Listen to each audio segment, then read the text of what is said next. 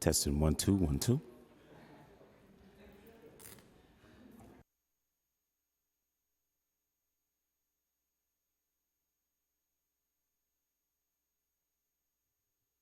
Hello, hello, hello.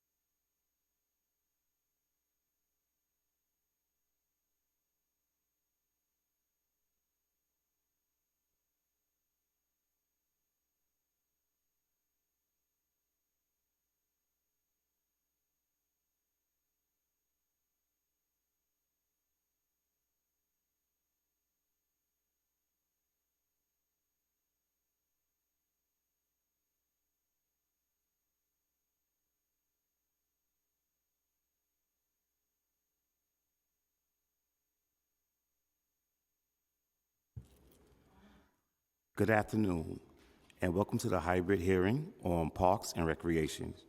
For council members and staff, please place all electronic devices to vibrate or silent. Testimony can be submitted to testimony@council.nyc.gov. Once again, that's testimony@council.nyc.gov. Chair, we are ready to begin. Thank you, Sergeant. Good afternoon, everyone. Thank you for joining our hearing today before the Council's Committee on Parks and Recreation.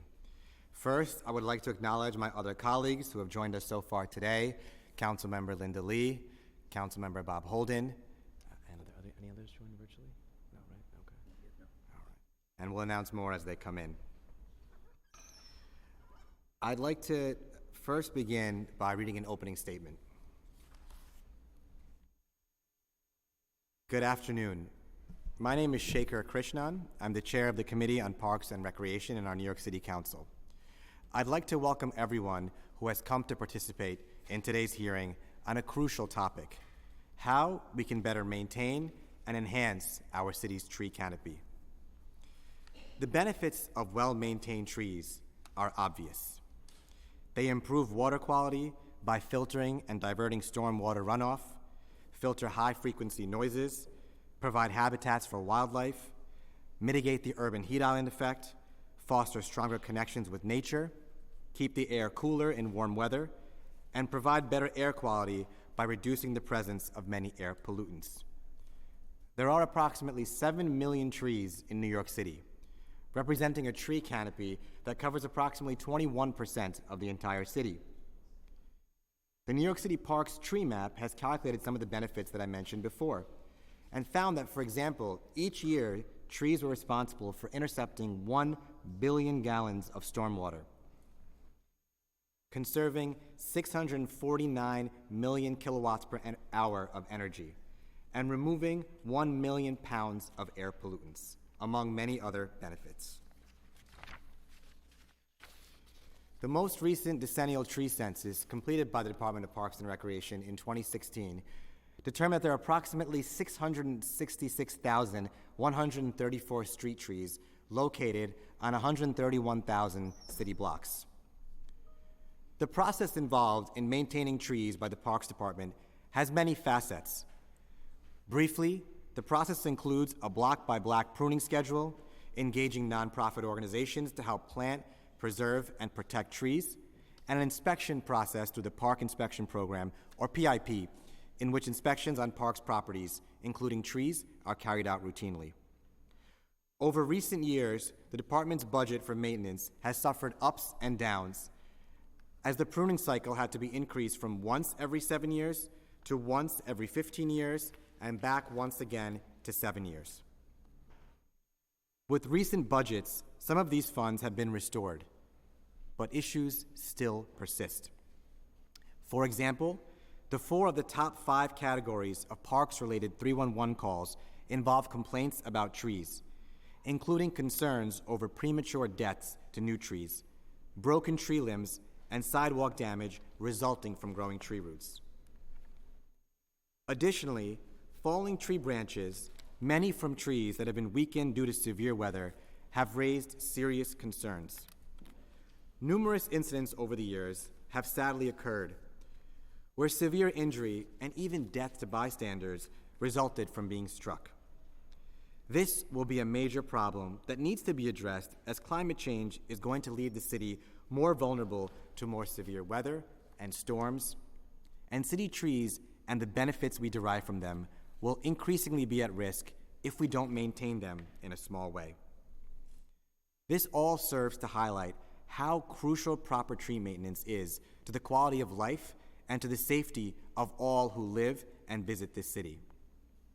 At today's hearing, we will also examine how we can take significant steps to expand our tree canopy equitably to ensure more communities, especially those underserved communities, which have historically suffered from the lack of green space and have been particularly vulnerable to heat island dangers, no longer have their environments neglected. In fact, studies have indicated that the urban forest is unevenly distributed, contributing to general inequity across communities. Generally, research shows that the most vulnerable communities, those with lower average incomes, higher proportions of people of color, and higher rankings on the Heat Vulnerability Index, tend to have lower tree canopy. And this is something that, as chair of the Committee on Parks, and all of us here on the Parks Committee, care deeply about. When we think about green space, it isn't just about expanding green space, it's about doing so from an equitable standpoint. Knowing that certain communities, especially poor communities of color, have less tree canopy coverage, and as a result, are significantly hotter on average, especially in the summers, than many other communities. If we are to address the climate crisis in our city, which we must do, then we must acknowledge these deep-seated inequities and work to reverse them. In terms of where our city's trees are, the highest numbers of canopy cover is typically in areas with large parks and in neighborhoods that have lower population density levels. The lowest canopy cover was in heavily developed areas. According to data gathered by the Nature Conservancy, just over half of the canopy is managed by the Parks Department, which includes about 28% parkland and 25% street trees and other rights of way. 1/3 of the canopy is on private land, and the remaining 11% on land that is owned by various other government entities. Many advocates have been working for years on this issue. For example, the Forest for All Coalition has done extensive work in studying our urban forest to help policymakers at the city level and advocates alike on the best steps forward to protect and grow our tree canopy. Some of those steps include goals to expand the canopy coverage to 30% by 2035, a crucial goal, up from the current 22%, strengthening career pathways to jobs in urban forestry, developing a master plan to better coordinate care and maintenance of the urban forest, and increasing public investment in the care for city trees. The Forest for All Coalition, comprised of over 50 advocacy organizations, nonprofit and government organizations, and businesses, has argued that the city has not made the financial investment to keep its tree stock healthy, and a long-term vision is needed for its care. We must, as the coalition advocates, ensure that what's addressed is that trees are not equitably distributed throughout our city's neighborhoods, that trees are facing an increasing frequency of environmental threats, that too many trees are not protected from being cut down, that the city lacks a coordinated plan to care for the urban forest, and as I mentioned, the city should establish a citywide goal of increasing the tree canopy cover to 30%. These are just some of the aims of the Forest for All Coalition, which has done excellent advocacy work to protect our green spaces. I certainly support these efforts and any effort that would increase tree plantings and other green space in areas that are lacking. In addition to trees being an issue of climate justice, of racial justice, it is also an issue of public safety. Data has shown over and over again that investing in our trees just like investing in our communities, is one of the most effective ways to keep our communities safe. In fact, recent reporting has shown that in the Ida B. Wells housing project on the south side of Chicago, the investments in trees had a direct correlation with increased public safety. Using aerial photos and police crime reports, researchers calculated that in the Ida B. Wells projects, buildings still surrounded by lots of foliage saw 48% fewer property crimes on average and 56% fewer violent crimes than buildings with low levels of vegetation. When we think about community safety, when we think about investing in our neighborhoods, it means investing in everything. Our green spaces, and especially our trees. That is a core tenet of public safety in the way that I see it. I would like to make sure that this hearing is a call to action by policymakers to get serious in treating our tree stock as crucial infrastructure investments that must be supported with the proper resources and equitably distributed to all parts of the city. Our residents across all communities deserve no less, and the well-being of our environment, our health, our safety, our climate for each and every New Yorker depends on it. Thank you very much, and welcome to today's hearing. I also note that we've been joined by Council Members Marjorie Velasquez, Councilmember David Carr, and Councilmember Eric Dinowitz. Now, before we start today's hearing and delve into the topic at issue, first I'd like to thank our Parks Department for being here, our Commissioner Donahue for addressing us today too. Since you're here, and I know you're on a tight schedule as well, I'd like to take advantage of the opportunity before delving into today's topic to ask a few questions about an issue of pressing attention right now in our city, which is the city's lifeguard shortage. This is an issue. Oh, right, I have to swear you in. The lawyer forgets to swear the witness in. We're first, before we start, going to swear you in.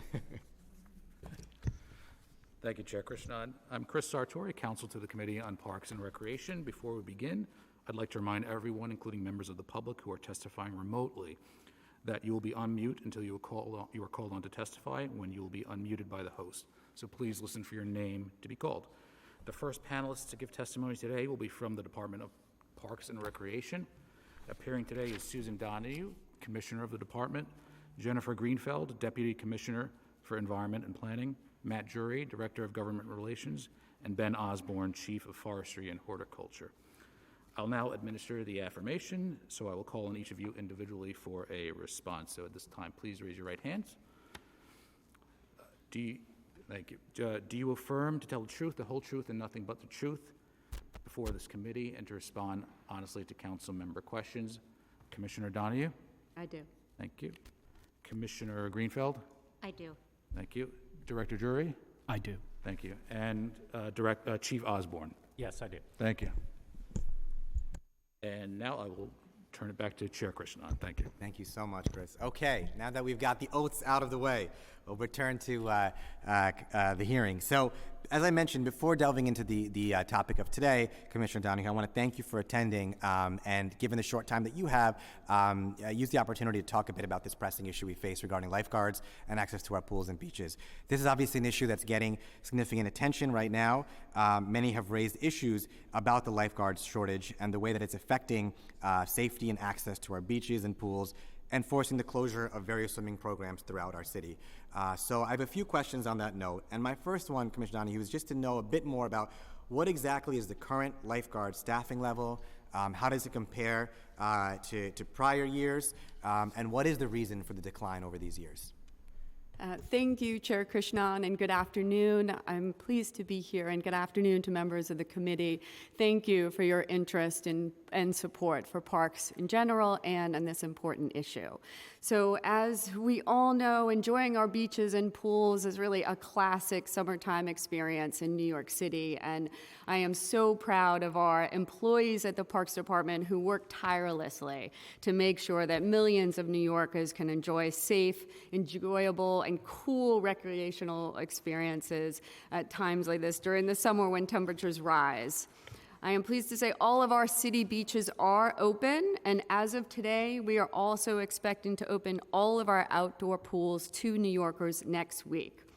However, despite our best efforts, and as the chair said, there is no denying there are staffing levels today for our lifeguards that are significantly lower than any of us would like. Similar to what the entire country is experiencing, it has been a challenging lifeguard recruitment season.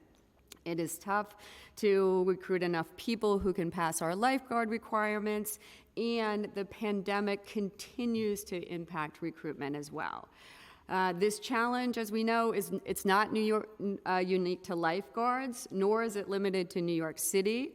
This is part of a national economic trend that is deeply impacting every corner of the service industry, including air travel, hotels, restaurants, and retail, as well as other economic sectors. We are pleased to engage with the council. We want to discuss these challenges and also short and long-term solutions. But first and foremost, I have to acknowledge the tragic losses that have been suffered in recent weeks. And they are just a terrible reminder that we have to implore all New Yorkers, and with all of your help, I need the help, to implore all New Yorkers to please use extreme caution and good judgment and only swim in locations that are properly supervised by lifeguards. To answer your question, Chair Krishnan, typically, pre-COVID, we would average a total of between 1,400 and 1,500 lifeguards every year for our outdoor pools and beaches. Right now, we have just over 560 certified, but with more certifications on the way. We do continue to certify new lifeguards up until July 4th, and we're continuing to do that on a daily basis. And we do encourage, any lifeguards who are out there that can come in and be certified, we're encouraging them to do so. But to answer your question right now, that number is 561. 561. And just to clarify, historically in the past, it's been about 1,415 or 1,115 lifeguards? Exactly. Between 1,400 and 1,500 lifeguards. In 2020, obviously, with the pandemic, we went down to 740 lifeguards. In 2021, we had just over 1,000 lifeguards. So it has been a decreasing number over the last couple years. Thank you. And as you noted, too, this is obviously an area of deep concern, and the impact that it has on access, again, are disproportionate across communities as well. So given the situation that we face, and as I assume there's a training process for lifeguards as well, has the Parks Department and this administration explored other avenues to increase the number of lifeguards? One thing that stands out to me, for example, is lifeguard pay on average is a lot less than other parts of the country. There's been reporting on potential waivers or other ways to increase the capacity. So given the issues of wages, given the potential for other areas as well, what solutions is the Parks Department exploring to increase the number of lifeguards that we have for this summer? We are continuing to work with sister agencies and pursue all options. Lifeguard salaries and pay is not determined by the Parks Department. That is through negotiation between the Office of Labor Relations and the union, so we do not control pay, but we are working closely with other agencies and doing all we can, including just encouraging and recruiting and trying to get as many who are already returning lifeguards to come back and recertify. Okay, thank you. This is something, obviously, that is very important to me, to the council, to the Parks Committee, too, and something that we're monitoring very carefully and look forward. I know we've had a number of conversations about the issue. I know the different solutions and the scope of the problem, too.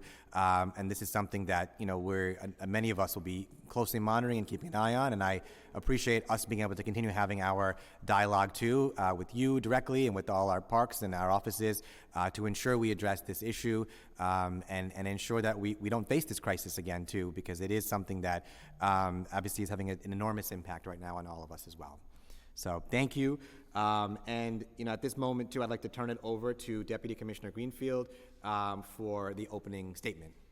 Thank you, Commissioner, Council Member. If it's okay, I'm going to just do a quick introduction of Jennifer before we do that.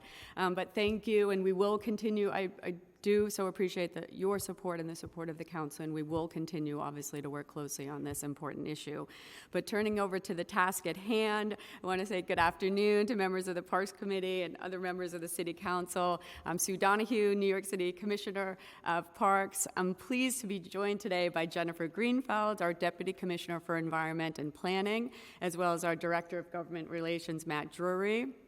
I want to start by noting our extreme appreciation for the Council's continuous advocacy for our city parks and for the resources and support it has provided for our forestry efforts. The urban canopy, as you noted already, Chair Krishnan, is one of the most vital resources of the city, and it's most vital to ensuring that our neighborhoods are healthy and thriving. It provides numerous measurable benefits across our 5 boroughs, and I am very proud of the work our parkies do every day to grow and protect our city's trees. I'm very pleased to introduce to the Council our new Deputy Commissioner for Environment and Planning, Jennifer Greenfeld. Some of you may know Deputy Commissioner Greenfeld from her previous role as Assistant Commissioner for Forestry, Horticulture, and Natural Resources, and her leadership and years of experience at New York City Parks protecting our city's trees and forests has been invaluable. In addition to continuing to oversee our forestry, horticulture, and natural resources team, DC Greenfeld will also oversee now our planning division, which leads the agency's long-term initiatives and land use procedures. And it's a reflection of the central and strategic important role that resiliency plays, natural resources, and the environment plays within our agency and within our park system. We're delighted to have Jennifer take on this vital leadership role, and I will now turn it over to her for her testimony.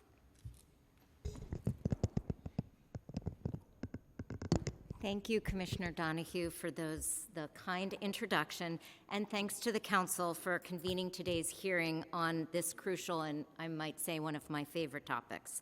My name is Jennifer Greenfeld, Deputy Commissioner for Environment and Planning at NYC Parks. I want to start by echoing the Commissioner's appreciation for the Council's support for our urban tree canopy. Our trees provide a wide variety of benefits to our 5 boroughs, including improving human health and well-being, something I'm sure we can agree has been of utmost importance to New York City as it slowly recovers from the COVID-19 pandemic. In my testimony today, I will characterize the portion of the New York City tree canopy that's managed by New York City Parks. I'll talk about this administration's work to expand and care for the urban forest and provide a snapshot of some of our strong partners supporting the work. NYC's 42,656 acres of tree canopy is a full 22% of the city's land cover and is best defined as you can imagine as the cover or the shade provided by the city's trees. We're excited to report that the city's canopy grew by 3,252 acres from 2010 to 2017. New York City Parks is responsible for just over half of the city's tree canopy, as the chair mentioned earlier, about 22,000 acres. Within that portfolio, NYC Parks manages 7,300 acres of natural area forests, over 4 million trees, over 156,000 trees in sort of the actively landscaped used areas of the park, of our parks, and over 666,000 trees that are growing along the street. The rest of New York City's canopy, that's 47%, grows on a combination of private and public land parcels, such as residential front and backyards, NYCHA campuses, cemeteries, vacant land, and on public lands not managed by NYC Parks.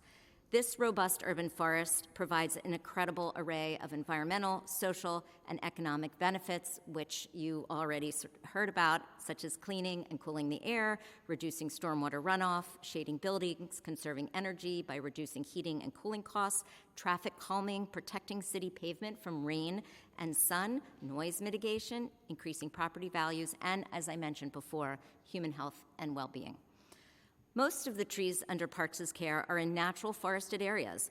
For over 35 years, New York City Parks has characterized, monitored, and actively managed the 7,300 acres of natural areas forests. In fact, these woodlands spread across over 82 parks in every borough play an outsized role in New York's effort to combat climate change. Forested natural areas make up a quarter of the total tree canopy in New York City, but account for 83% of carbon sequestered of trees across the city. We know this and other facts about our natural areas, for example, that they are essentially healthy, dominated by native tree canopy, but still at risk from invasive species. We know all this through our partnership with the Natural Areas Conservancy. In 2018, NYC Parks worked in partnership with the NAC to develop the forest management framework to guide forest restoration, management, and public engagement.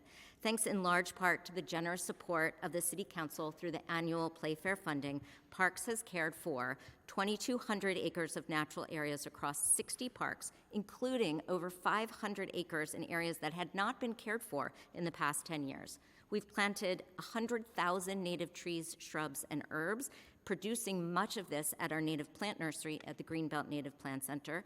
And to accomplish all that, we deployed a team of dedicated professionals. These incredible green job opportunities were all possible due to the support and funding that the City Council has provided for our forested and natural areas for 3 fiscal years, which we greatly appreciate. So closer to home, the trees that grow in the actively used areas of our parks and the trees that line our city streets played a vital role in keeping New Yorkers cool and healthy. The latest park and tree census tells us that this population is healthy, it's growing, and it's diversifying over time. The trees along the streets are more and more spread out across every neighborhood, slowly reversing historical disinvestment in underserved neighborhoods. This administration is investing in the further expansion of New York City's street tree canopy, adding over $136 million in tree planting funds over the next 4 years. That's the highest funding level for tree planting in over 5 years, allowing us to plant 20,000 trees annually. All New Yorkers deserve to enjoy the benefits provided by trees, so our planting programs take an equitable approach, prioritizing neighborhoods suffering from extreme heat that have not been well served in the past, as well as planting trees where requested by local New Yorkers. As many of you are aware, in recent years we have faced significant challenges represented by the high cost of planting trees, very much in line with other increasing construction costs around the city. To address this, Parks has introduced several new approaches, including bidding higher value and longer contracts to attract some of the larger construction companies, as well as smaller and geographically limited contracts to attract smaller vendors. We're particularly optimistic and proud regarding our efforts to attract new MWBE contractors and are hopeful that these efforts, along with the newly authorized ability to increase the value of MWBE special procurements, will build upon these encouraging initial results and allow us to deliver more value with taxpayer dollars. As important as it is to plant new trees, it is equally important that we maintain our existing trees and preserve the vital benefits. The most marked increase in tree canopy actually comes from the natural growth of existing trees. In fact, our partners at the Nature Conservancy identified that up to 87% of that canopy growth that I talked about earlier between 2010 and 2017 was from the growth of existing trees, not from planting new trees. So just as equity shapes our strategic approach to planting, it is also central to our approach to caring for trees, growing along our streets and in the active areas of our parks, such as playgrounds, sports fields, and picnic areas. In caring for our trees, we utilize a risk management approach to prioritize the conditions that present the most risk to New Yorkers and address those immediately. This involves a rigorous inspection program by some of the most qualified and credentialed foresters in the country, accompanied by responsive in-house crews, along with contractors who focus on proactive maintenance, including pest and disease control, tree preservation during sidewalk repair, and neighborhood block pruning. Following some temporary COVID-related reductions in FY 20 and 21, I am pleased to report that baseline levels of annual funding have been restored for our block pruning program, which will allow us to maintain a professionally recommended pruning cycle of 7 years. I also want to remind the council of the great tools, one of which Chair Krishnan mentioned already, that we have to communicate information about the urban forest. These include the popular online tree map, where you can learn about the tree on your street, from which you can submit a service request. There's also the Tree Work Hub that maps and lists exact address of planned and completed work. And in addition, the ever-expanding maps of formalized trail networks in parks as natural areas. Just this June 4th, in celebration of National Trails Day, we added 4 new trail maps online, including the extensive network in the Greenbelt, bringing our online maps to 21, making parks 300 miles of nature trails even more accessible to New Yorkers. The success of our continuously improving canopy would not be possible without the diligent work of our numerous park stewards and volunteer groups who generously donate their time and energy to looking after our trees. New York City Parks has worked hard to encourage a culture of caring for trees and actively involve New Yorkers in that process. Our stewardship team provides support for New Yorkers to care for street trees, natural areas, and trails. We held almost 150 volunteer events for tree care last fiscal year. While helping to maintain the vulnerable resources, these events also provide a chance for residents to actively engage in the care of their city and to have fun and get a great workout while doing it. And lastly, we again want to acknowledge the continued support of the council, which has generously helped provide dedicated funding for tree guards, tree plantings, repairing sidewalks damaged by trees, and stump removal. We also want to recognize the advocacy of the Forest for All Coalition and the Playfair Coalition, which led to the funding which has contributed directly to the previously mentioned forest management framework and other important investments in tree planting and tree care. I thank you for the opportunity to allow me to testify here today, and I look forward to answering any questions you may have. Thank you. Thank you so much, Deputy Commissioner Greenfield. Just a couple housekeeping items before we go into questions. We've also been joined by Councilmember Mercedes Narcisse, Councilmember Francisco Moya, and Councilmember Sandra Ung. So thank you all for joining us. One more thing I wanted to note as well, I would ask all my colleagues, I wanted to take the opportunity while Commissioner Donahue was here briefly to ask questions about the pressing issues of lifeguards, but the topic of today's hearing is on the tree canopy, and the witnesses here are here to testify about it. So I'd ask you all to please keep your questions focused to their areas of expertise, which is on the tree canopy and tree coverage in our city. With that note, let's get started. Again, thank you, Deputy Commissioner, for your testimony.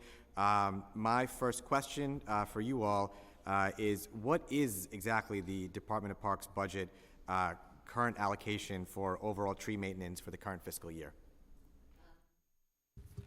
Thank you very much for that question. For tree maintenance, the budget is around almost $27 million. Got it, okay. And that's for the fiscal year ending?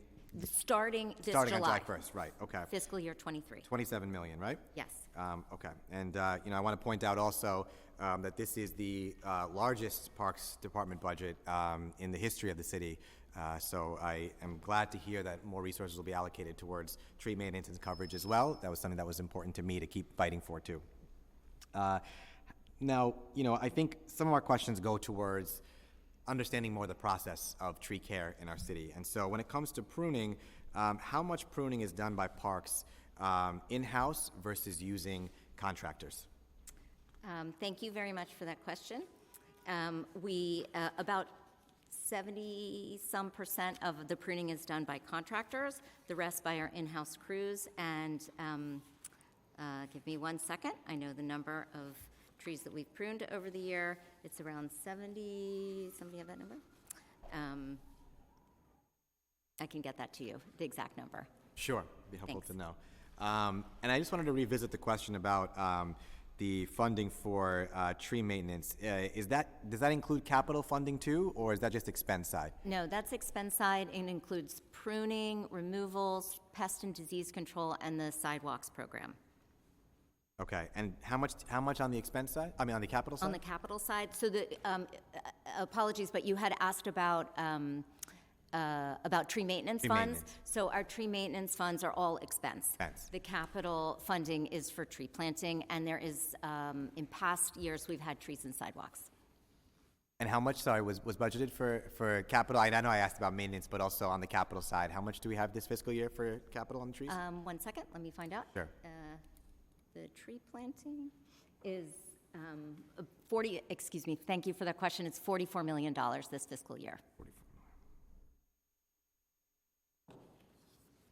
Now, numerous advocacy groups, as I mentioned, as you noted before, have called for the city to increase the tree canopy size to 30% by 2035 as an issue of keeping our city resilient and also addressing the longstanding disparities that we see in tree canopy coverage.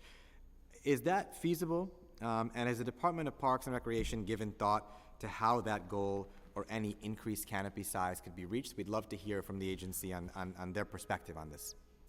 Thank you very much for that question. And I do share our advocates' sort of concern and hope that we can increase the city's canopy. It's something that we are, this administration is dedicated to.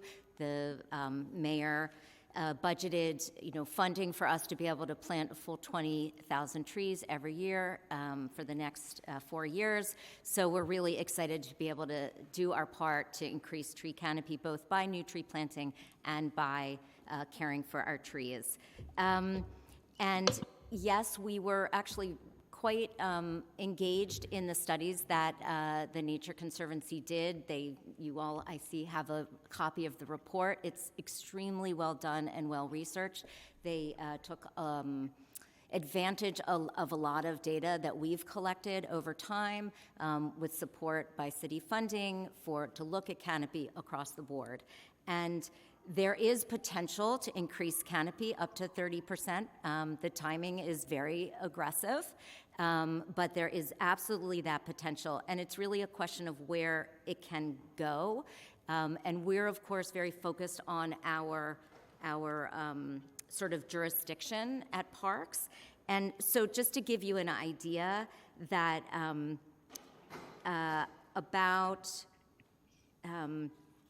hold on 1 second. So the current tree canopy cover in parkland is 47%, right? So while it is 22% across the city, if you just look at parkland, it's 47%. And if you look at the right-of-way, which is the other piece of it, the cover is 23%. So we have to think about what do we have control over at the Parks Department, and there is definitely potential to increase canopy both within parkland and along the city streets, but we can't reach 30% without looking at the rest of the city land area. Because if you recall, New York City Parks is only actually 14%, and if you don't count land underwater, because you can't put trees on water, it's only 13% of the land cover. So in order to get to 30% coverage, you really need to have a very wide-ranging effort for both tree preservation and for planting. And so just on that point, so how can how can parks work to achieve that goal? If there's some things that are under the jurisdiction of parks, there are other pieces that may not be, but they obviously affect the overall comprehensive vision that's crucial for us to achieve. Are there strategies that parks has considered about how to address that overall? Thank you for that question. We absolutely think about it. We think about it all the time. When you look at the increase between 2010 and 2017, the greatest amount of increase that you saw in that sort of added canopy was actually in the public right-of-way. And we believe that's because we have done such a good job at both planting new trees and protecting the ones we have, and we'll continue to do that through our tree maintenance programs, through protection. The Trees and Sidewalk program is an important way of saving some of our larger trees, and those larger trees are the ones that have the greatest benefits. Now, one thing that I've mentioned as well, and really as a focus of this committee too, is the equitable distribution of our tree canopy, and making sure that we are looking at it through that lens, looking at our most heat vulnerable communities, making sure they receive their fair share of environmental benefits that larger tree numbers provide. And I just wanted to go through two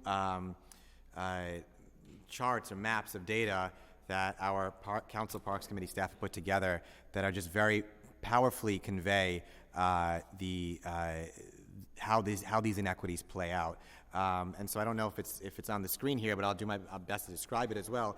The first chart is about canopy cover and heat in NYC, comparing the percentage of canopy coverage and daytime summer surface temperature for every neighborhood. And what you see is that, looking at a scatter plot here, with the x-axis being median canopy coverage, so median canopy coverage and where that stands compared to, on the y-axis of temperature, you see all the different neighborhoods and areas and how they compare to the median, both in terms of canopy coverage and the median in terms of temperature in our city. And so I want to call attention to Elmhurst and Jackson Heights in particular, my district, for example. As I mentioned before, we rank 50 out of 51 council districts when it comes to park space per capita in our city. But you can also see in the top left quadrant, Elmhurst and Jackson Heights are just two examples of neighborhoods that have below average canopy coverage as well as above average median temperatures. And so, you can all go through your neighborhoods, and we'll make sure to put this data on the council website as we did for our last hearing, but it really powerfully conveys this relationship between canopy coverage and surface temperatures in our neighborhoods. We've read reports. The New York Times had an excellent report last year about surface temperatures in the South Bronx, for example, versus surface temperatures on the Upper West Side, given the disparities in tree canopy coverage too. And so you really do see the direct causation between increased or lack of canopy coverage and what that means for temperatures on the ground, especially for poor communities of color. So I would like to know, what efforts has the Parks Department considered to ensure that any increase in canopy size results in an equitable distribution of trees and addresses this challenge head-on?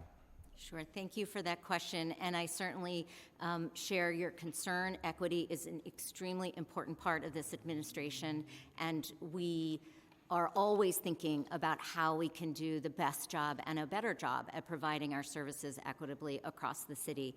And we're very familiar with the patterns of canopy. And again, we really can look at the piece of the puzzle that we have management over, right? So it's the public right-of-way and it's parkland.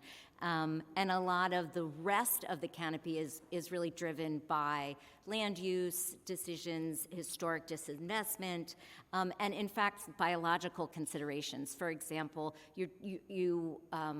it's very hard to establish great canopy cover in coastal areas where they didn't have trees, right? They're shrub sort of neighborhoods, beaches. So some of those things sort of automatically limit. You're never going to get a huge amount of canopy in Midtown Manhattan, in really dense downtown neighborhoods, which also, unfortunately, in some ways you have to be extremely creative in places like Flushing or in downtown Brooklyn. And in fact, the past Councilmember Koo was very generous and gave us some funding to really try some very inventive ways of accommodating trees in very tough growing neighborhoods. And we're going to be doing that, and maybe we'll learn something about getting more trees into some of these neighborhoods that are very limited. In terms of what we typically do, and I'll just say one other thing, is that we're very well aware of the inequity, because what we do is we also look at where service requests come from. And historically, the city had, for a very long time, planted trees only where people requested them. And when you map those requests, you see why, one reason we have this inequitable distribution. So we knew we had to do something about that. We couldn't just wait for people to request trees. It's not always top of mind for every New Yorker. And so our approach now is to look at neighborhoods with high heat. We use the Department of Health and Mental Hygiene's sort of way of identifying neighborhoods with high heat vulnerability. They have an index, which you're probably familiar with. It's based on residents receiving public assistance. So it's it's not just about heat. It's looking at social and economic factors, percentage of non-Hispanic Black residents, average surface temperature, so that is part of it, and also the percentage of households with air conditioning. So they take those, this is again not the Parks Department, these are the experts in public health. They take that information, they have mapped the city based on this information, and each neighborhood has a ranking from 1 to 5, 5 being the highest vulnerable, most vulnerable neighborhoods. And so we start with 5, and that's where we are. It's called HVI, Heat Vulnerability Index. And so all the neighborhoods under HVI 5 are where we're targeting our discretionary funds. So not things that are like a council member gives us for your district, though you always go into your district, but the discretionary funds are first go to these HVI 5 neighborhoods, and now with the new funding that we've just received, we'll be able to reach through all of HVI 4 neighborhoods as well. Thank you. And one also map I wanted to point out as well, and I'll describe it again visually too. Unfortunately, we didn't have a color printer in our office to print it out, but we'll put that on the website, and it'll be in color too. But what it does show, similar to the data that was on the scatter plot before too, is the map of the city and the neighborhoods where, in red, that have higher than average temperatures, and they're outlined, the ones in black that are outlined, are in the bottom 25% for park access. So what you see is across the city, neighborhoods that are in the bottom 25% for park access, what you would see on the map is that they're the darkest red. In other words, neighborhoods like Jackson Heights or Elmhurst or other communities like ours that lack green space have much higher temperatures too. And so, you know, however you look at the data, it's clear where the need is. One question I have is, what areas of the city have seen the largest increase in canopy coverage recently, or what neighborhoods? Thank you for that question, and it's like a perfect lead-in question for me, because the largest increases in canopy cover are actually those same neighborhoods, because we really have been concentrating planting in those neighborhoods of need for a while, but you don't see the canopy increase. You have the stems increased, right? But it takes a while for the trees to catch up and to fill out, and that takes a little bit of time. So the biggest increase are areas like Central Brooklyn and sort of the Brooklyn-Queens border area, South Bronx, Upper Manhattan, East Harlem. Those are the areas that you saw the most increase in canopy cover and street tree numbers too. And does Parks track the reasons for why a specific area might have suffered canopy loss? Thank you for that question. We are always aware of it. I can't say that we track it directly. So I'm sitting with these maps in front of me that are in your book there that you have, where we're looking at tree planting, canopy distribution and change. And so when you look at that, you're welcome to look at it. It's on page 29, I think. So yeah, we looked at this map when we worked with the Nature Conservancy, and we're like, oh, what's going on in those yellow places? Those are where you had the most loss over time. That's where our concerns are. And some of them are like, oh, right, remember the tornado that came through straight down the center from sort of northeast Queens down through Brooklyn? You see that. You see the loss in some of those neighborhoods, particularly in Queens, because it wasn't as strong in Brooklyn. Remember Sandy?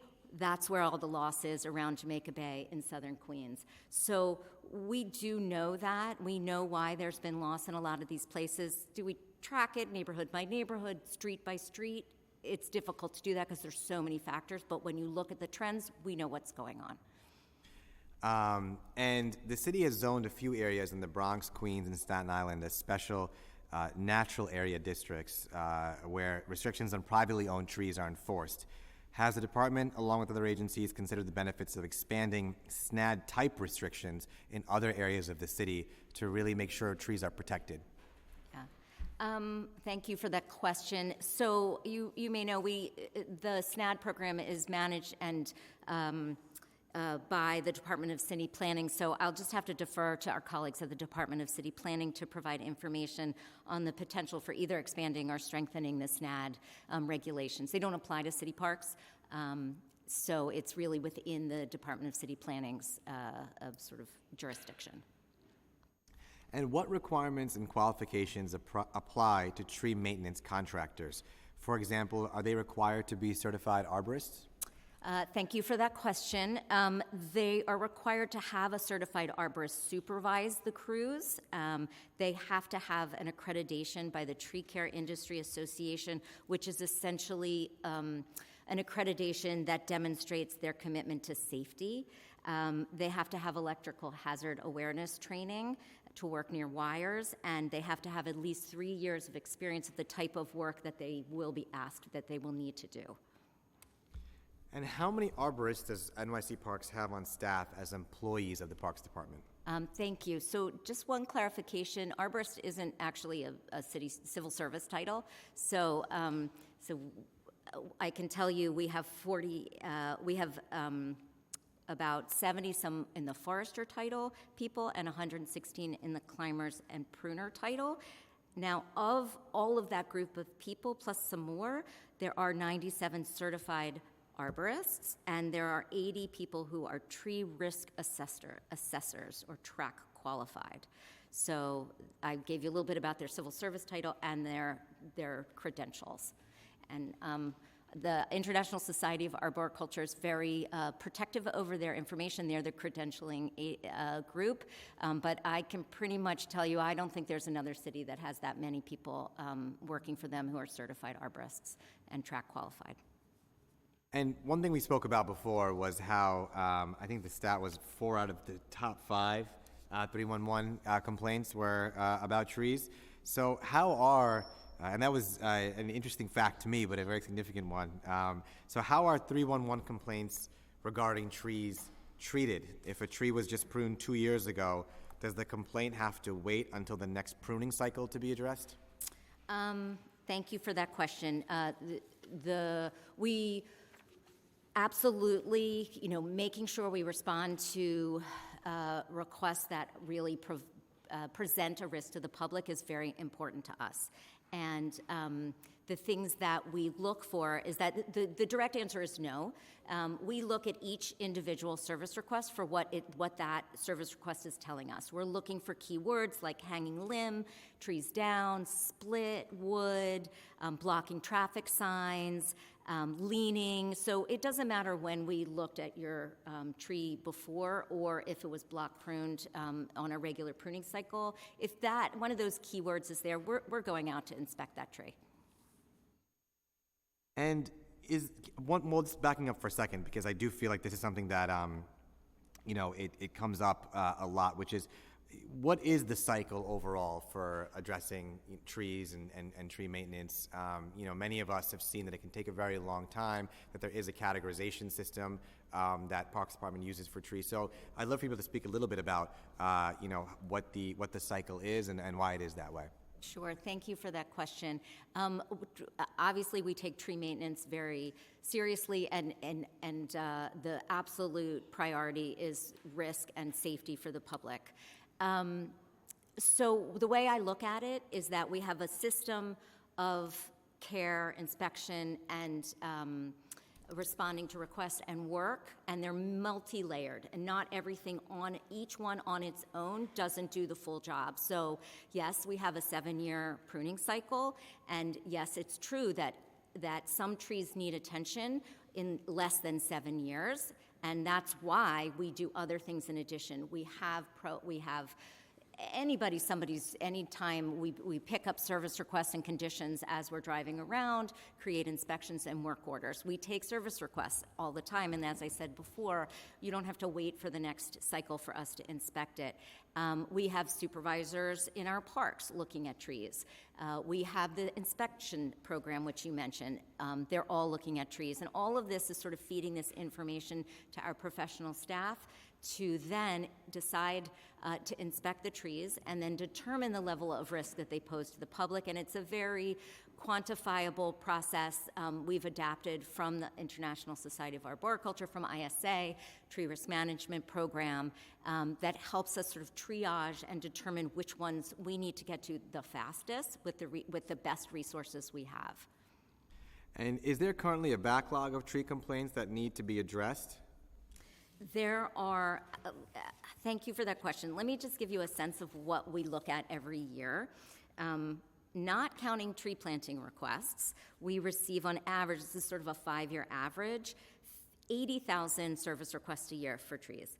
We inspect 111,000 trees every year, and these are all kinds of inspections by qualified inspectors, and we complete almost 100,000 work orders a year. It's a huge volume that is constantly coming in and going out and being acted on. Some we do determine has to wait for the block pruning cycle, and some we know needs to be addressed right away, and that's really the expertise of our in-house crews.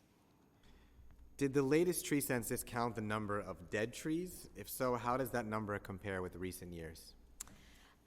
Thank you for that question. So the tree census, as you say, is as you know, it's like the U.S. population census, and it's a great snapshot in time. And that's the number I always like to use. At that time, we identified it's about 2% of the street tree population was standing dead, and that's about 13,000 trees. It's not an unusual number for a population, and and we don't have an exact number at this moment in time. So it's just like the census. I can't tell you how many people live in between in your neighborhood because it's always a moving target. And I think that's the best way to look at it. So at the time, which was at the end of 2016, we had 13,000 trees that were dead. I think that's one of the things that comes up a bunch in our communities too, is that when there are dead trees, to ensure that we're able to get them addressed and taken care of as quickly as possible. Does the Parks Department engage various communities when deciding what the optimal locations and the types of trees that are planted? I've personally worked with constituents too, where there are trees that go in, that we actually wanted other ones in there, other kinds of plantings. And so ensuring that we've got a really good and tight-knit community process so that we know communities can express what they know to be, and especially in my district, for example, we've got some really good advocacy groups that are part of the Forest for All Coalition that focus on trees, like the Jackson Heights Beautification Group and others. How do we ensure that the local expertise and perspective on the locations and the types of trees that are planted is accounted for in the process when DPR decides what trees and where to plant them? Sure. Thank you very much for that question. And we definitely appreciate the attention that communities pay to our trees. We can't be the eyes and ears, really eyes, they're not really talking to us, for every single tree in the city. So we really welcome people's participation. And anytime somebody submits a service request for a tree, they can suggest a species for us to consider, tell us what they want. So in that way, an individual request, we absolutely take that into account. So there are also a number of considerations that we're looking at as foresters, identifying and matching the tree to the location. First and foremost, we want that tree to survive. So you have to pick a tree, and this is based on data and our experience. We track the mortality of our trees. We know what lives and what doesn't live, in which circumstance. So you've got to choose a tree that you know will live. The second thing we do is we choose the tree that will provide the most ecological benefits. And the bigger the tree, when it's mature, the better. The more services it provides, right? The more shade. And so that's the second thing we look at. We try to pick the biggest tree that's appropriate for that space. We don't plant large trees under wires. We look at how narrow the space is. It's all about the space. And then we have to think of the ecological sort of conditions. Like I said, in coastal areas, some things are not going to live, no matter how much somebody wants to see that species of tree. And that's sort of where the community participation comes in, where we appreciate it, but we know it's not going to live, and we can't plant that tree there. And in fact, we've come up with a whole new way of looking at how, in particular, how to select species in coastal areas. So you have that, and you have to look at the design. So you have in LA, a median with all cherry trees. We're going to try to replace it so the design still maintains some cohesiveness. And then the other thing that we look at, that again, as much as we do appreciate community input, is we have to look at the entire urban forest. And we really have to think about how we can diversify the species across the board. And sometimes that means we know what's going on in that community, or we know what's going on in a neighboring neighborhood, and we just have to limit some species that are very, very popular, because we don't want to end up in a situation like we did years ago in the 30s with Dutch elm disease, where we really lost a significant population of trees in cities. So, and there's one more thing I was going to mention, is that in terms of species, one improvement that we have made is that we used to be subject to market conditions. So that often is something that limits, like, what can you find in the nursery? And it's been about, I don't know, 10 or 15 years now that we've had contracts directly with the growers. So we really have a lot more influence on what they grow what we tell them to grow. And so we're not as constrained on that. Mm-hmm. Well, I'd always encourage parks to keep communicating more closely with neighborhoods too, so that we make sure that what's planted before it's planted also reflects that local input as well. And encourage you to keep thinking of new ways to do so and to reach out as well. I've got a couple more questions, but I'm actually going to turn it over to my colleagues first, and I'll come back on a second round for those. But before getting started on my colleagues' questions, I just want to also recognize that we've been joined by Councilmember Lincoln Ressler and Minority Leader Joe Borelli. And on that note, I'll turn it over to my colleagues to ask questions. We can start with Councilmember Holden. All right, thank you, Chair, and thank you, Commissioner. Welcome. Thank you for your testimony. And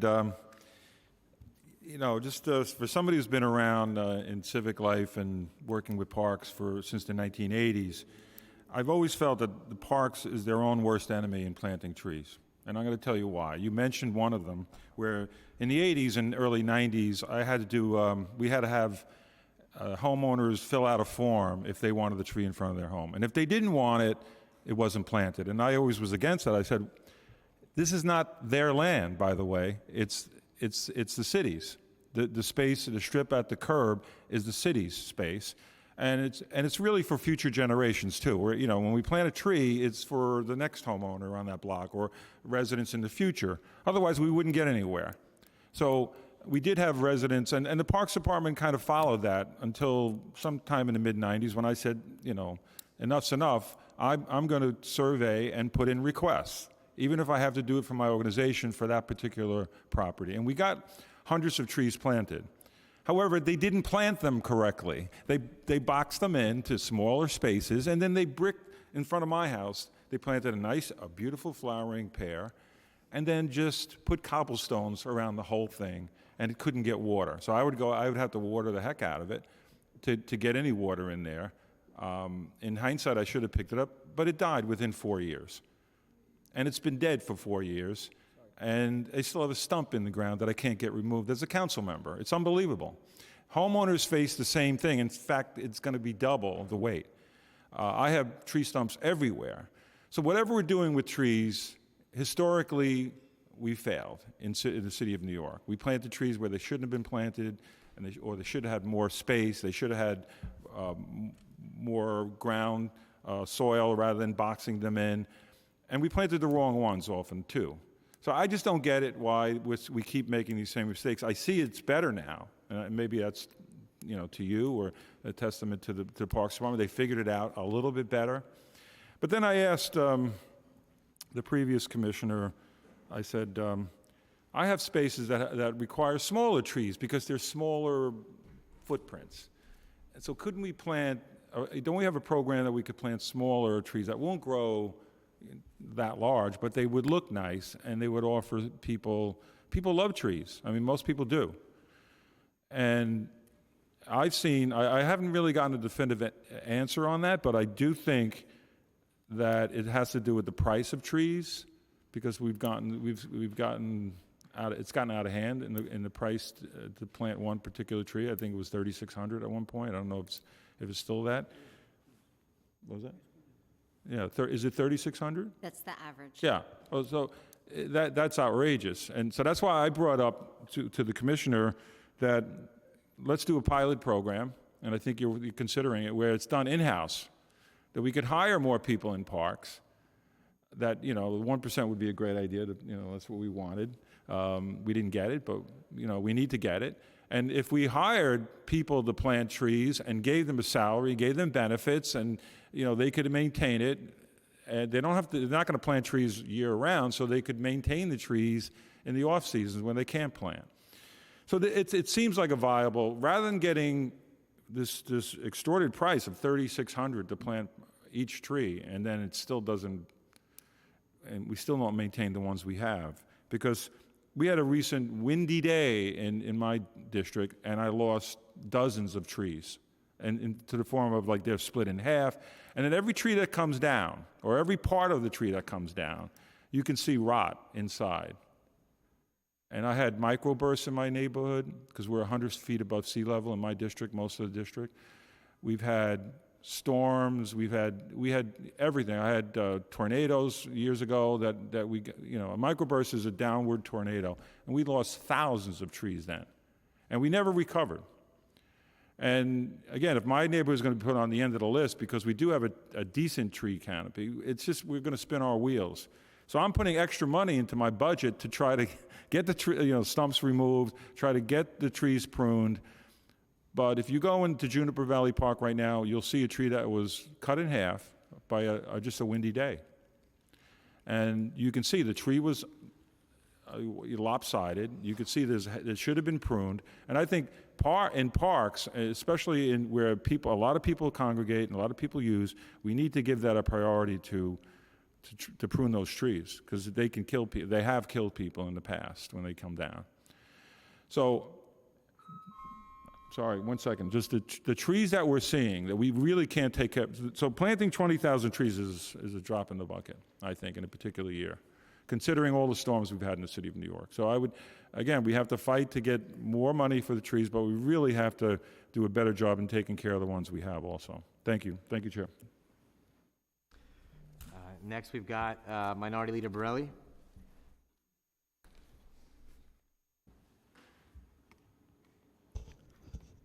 Can you say again how much it costs to plant a tree?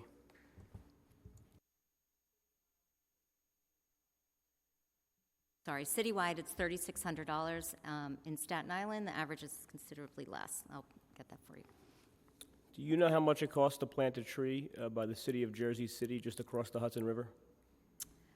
No, please. You want to take a guess? I'll let you. Thank you. It costs $500, according to their 2018 guide. They estimate their cost per tree, which is passed on to homeowners in Jersey City, $500 per tree. That's a 3-inch caliper tree, a standard one that we use. Has there been any effort to see what other cities are doing in terms of tree planting, in terms of perhaps saving both homeowners and the city itself? Because, correct me if I'm wrong, but we talk about the price of capital projects, we talk about delays and stuff like that. The tree restitution cost is often borne by the agency themselves. So has there been any effort to look and see what other cities are doing? Thank you for that question, and I know it's, we really do share your concern for the cost of trees. I also wish it would cost less. We don't want to be spending more than we need to, and yes, you are correct. We have to follow prevailing wages, as well as a host of other sort of regulations in terms of how we contract out our tree work, our street tree planting, all of our tree planting work. And yes, we've been exploring a lot of other things. The most promising piece that we've seen, and by the way, I would be happy to directly talk to Jersey City. I don't know if we've talked to them directly about it, but one of our most promising things that we piloted this year is a new kind of the tree grown in a different way. Typically, we plant the trees in balled and burlapped, the big wire baskets. And there's a newish a newish technology where the trees are grown in these bags. They're called grow bags, and and they are lighter weight, so that means you don't need the same amount of equipment to move them around. You can fit more on a truck, so that means you have fewer things you can do more in a day, for example. And we piloted that this year. We did it in a bunch of different ways. Big picture. Big picture. Sorry. Yeah. Can you think of anything else that the Parks Department or my other friends on the panel have lengthy experience in government? Can you think of anything else that we pay 7 times the amount that the same service, and by the way, it is the same service. I read the entire 50-page guide from the Jersey City. It has the diagrams. I actually think they copied our guide, but then I did some more research and I realized it all comes from that National Standard Appendix of Tree Bible. Great. Can we think of any other example where New York City pays 7 times the amount that an adjacent municipality pays for a service? It's not an expertise of mine. I'm not aware. I can't think of any. Can Jersey City plant our trees? Excuse me? Sorry, I didn't hear. Can Jersey City plant our, I'm not even joking. Can we contract Jersey City to plant our trees, give them the $20 toll, and is it possible? It's a And good they respond question. to an RFP, I guess is the question. I think some of our contractors do come from New Jersey. Okay. I mean, at $3,600, can I sell you my backyard tree for $1,800? Like now I'm kidding. I'm sorry to be a bit tongue-in-cheek, but the cost of replacing all 666,134 street trees that would be under the city's jurisdiction in full is $2.4 billion, and that's a cost that we'll have to bear in 2021 dollars, 2022 dollars, I forget what year it is. Obviously, we're not going to come anywhere close to that because we're only replanting, I think you said about 20,000 per year. I guess my point is, do you see the bigger picture in that if the cost of replacing these trees was lower, or we had better contractors, or we did it in-house, or we did it through volunteer programs, or we made it a little bit simpler for people to plant a tree on their own, because one of the complaints I've gotten from just home builders is that when they plant a tree and a single twig is broken, the tree police come and they give them thousands of dollars in violations. I think all of these things collectively add up to our problem, and the cost is a major part of that problem, and if the cost was lower, we'd have a better tree policy overall. Thank you. Thank you, Minority Leader. Before we go to the next question, I just wanted to point out to everyone, to all my colleagues, that we've got 2 books here as well by the Nature Conservancy and supported by the Forest for All Coalition about the urban forest agenda. I encourage you all to look through it, as it has some really important information and data about the importance of our tree canopy and expanding tree canopy coverage, especially in communities that need it. So just wanted to mention that, and also mention that we've been joined by Councilmember Julie Menon as well. And now our next set of questions are by Councilmember Narcisse. Good afternoon. Thank you for being here. And I want to say thank you to the Commissioner, Sue Donahue. She's a very beautiful person. We spent some time together. And I have to let you know that you're in a friendly territory. Because when I'm with the City Council members, all my colleagues, all we talk about is the trees. And I have to let you know that I'm from Canarsie area, where Sandy devastated all our trees. I used to live in a tree-lined street. Now it's not. We can barely see a tree. It's difficult for me, like my colleagues, I was thinking about the cost, because we have to be cost-effective and responsible for the taxpayers. And I have 35, now I'm hearing 36 per tree, because I had 35, maybe I saw it somewhere. It's 35 I don't know where, but I think I read it somewhere. But anyway, beside the point, it's still a lot of money. But when you're talking about wages, I hope it goes to black and brown communities so we can bring some equity to the city. But having said that, if we plant the trees and for that price and they die, 1 out of 10, 2, I'm saying 1, it's 2. Probably 1 out of 10 of the new trees are dying. What can we do to make sure that if we spend that much money, our trees are not dying? What can the community do to support? Like, let's say I have a tree in front of my house after you plant it. Are we giving information to those folks to know how to keep the tree, because we love trees? Third, I think the homeowner, we need to improve the mortality, definitely, because we cannot pay that much money. And I have heard you said that you have to pick trees that can live for long life, that have long life. I can understand that too. So any other question that I have? I think some of them already asked by my colleagues, but I have to let you know that we work hard and we still want that $1 billion because we need the environment equity we're talking about, because what happened during the height of the pandemic, that we realized a lot of folks did not have backyard, did not have a place to go, and our park become the catering hall, the kids playing, so we appreciate it. So keep on doing the good job, but we have to improve in terms of the money, the tax dollars that we're spending. Thank you. Thank you very much, Councilmember Narcisse, and thank you so much for your support for trees, and nice to know that we're in friendly territory. Appreciate your support.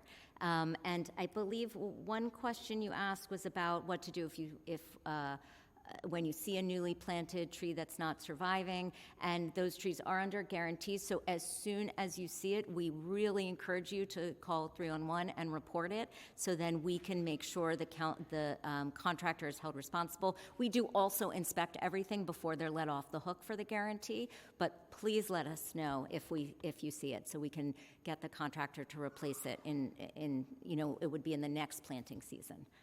I assume that's what we can do to increase the livelihood of the trees that we love so much to keep it. Exactly, for the newer trees that are planted, yes. So I appreciate you. So let's continue planting the trees. So what can we do right now in the areas that used to have trees, but with Sandy, we lost those trees? What can we do to get those trees back?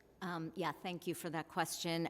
We'll take a look. We'll see what our plans are in your neighborhood and let you know to see how we're approaching planting in that neighborhood. I guess for now, if I forget, maybe I'll have a chance to come back, but for now, thank you so much. I appreciate it. Thank you. Thank you, Councilmember Narcisse. Our next set of questions is by Councilmember Dinowitz. Thank you. First of all, I want to be the first to say it. Parks should have 2% of the city budget. I'm going to be the first to say it, and we're going to work to that. That's how we move the goalpost. That's right. That's right. I want to thank you for coming. I always say Parks is one of my favorite agencies. With the reality is your budget is not enough. And with that, I know at least with my office, you are very responsive. Everyone loves our parks. Our parks are for everyone. And, Council Chair Krishnan outlined the importance of our parks, of our tree canopy. I want to go back to something you were talking about, which is the heat, the temperature, because I agree we should be planting trees based on where they're needed. It is not always the case that people who in neighborhoods with high heat indexes are going to call 311 and request the trees to the same extent as other neighborhoods. So I looked at the map of where the trees have been planted and where they're going to be planted. The Bronx. So I want to talk about the Bronx because that's where I represent. My neighborhoods of Woodlawn, Wakefield, Norwood, and Bedford Park, according to the city website, are rated 4 out of 5 for the heat index, which is almost the worst they could be. Mm-hmm. And so when I looked at the map, what I noticed that there are a lot of orange circles, and what that means is that trees are planned to be planted there. And what it says is planned to be done by May 31st, 2022, which is passed. So I just want to highlight that I don't know if I'm asking first about keeping to the schedule, but the second thing is about that equity, because I looked at other parts of the map, and while I have a lot of orange circles, there are a lot of green circles in other boroughs where their heat index number is 3 or 2 or 1. And so while I value and appreciate talking about planting trees when they're needed, it doesn't appear, based on your data, that is the work that is being done. The work does not reflect that value that I think we both share. So what is the status of getting more trees in the 3 neighborhoods I mentioned, but of course other neighborhoods that are 4s and 5s? What is the timeline for planting trees? And one thing I would suggest that your website does not show is if a request was made, when the request was made, because that would give us in public office a better understanding of the timeline of things. And I would I'll front load all my questions if you don't mind. Tree stumps. Are we talking about tree stumps? I know no lifeguards, but we could talk about tree stumps. Same thing about the map. There were requests that my office made on Bailey Avenue specifically, and they don't appear even on the map. And this was a request made multiple times roughly a year ago. So if you could first address the issue with planting trees in the high heat index areas, and then we'll talk about tree stumps, please. Sure. Thank Thank you you very much for your question.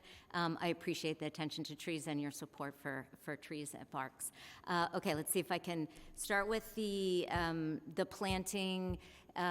What you see on the tree, not the tree map, I know the Tree Work Hub. So I did mention that the 2 main ways we plant trees are based on the HVI program, the equity program, and requests. But there's actually and I also mentioned electeds who give us specific planting for their neighborhoods. There's actually another sort of category of tree planting that we do, and that's planting that's required through sort of legal requirements. So as you know, there's tree replacement laws, and so people have the ability to either plant or pay the Parks Department to plant.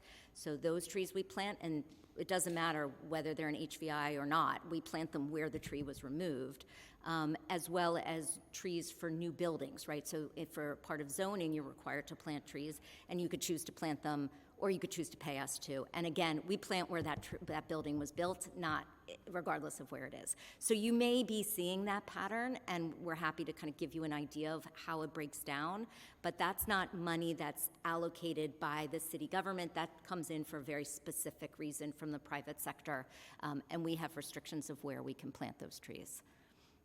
So in 13 seconds. Sorry, I know there's another question. Well, it was about tree stumps, but again, and what I'm happy to do is follow up with your office, because just looking at the map, it's hard to imagine that in areas with heat indexes of 1, 2, and 3, that there's just so much new development and so much legally required tree replacements that it would totally overshadow the fact that it's pretty much only orange in Wakefield, not a ton in Norwood to begin with, but a bunch of orange there. So would love to follow up about the details of that. And I see the face that like, oh no, you'd be surprised how many tree replacements.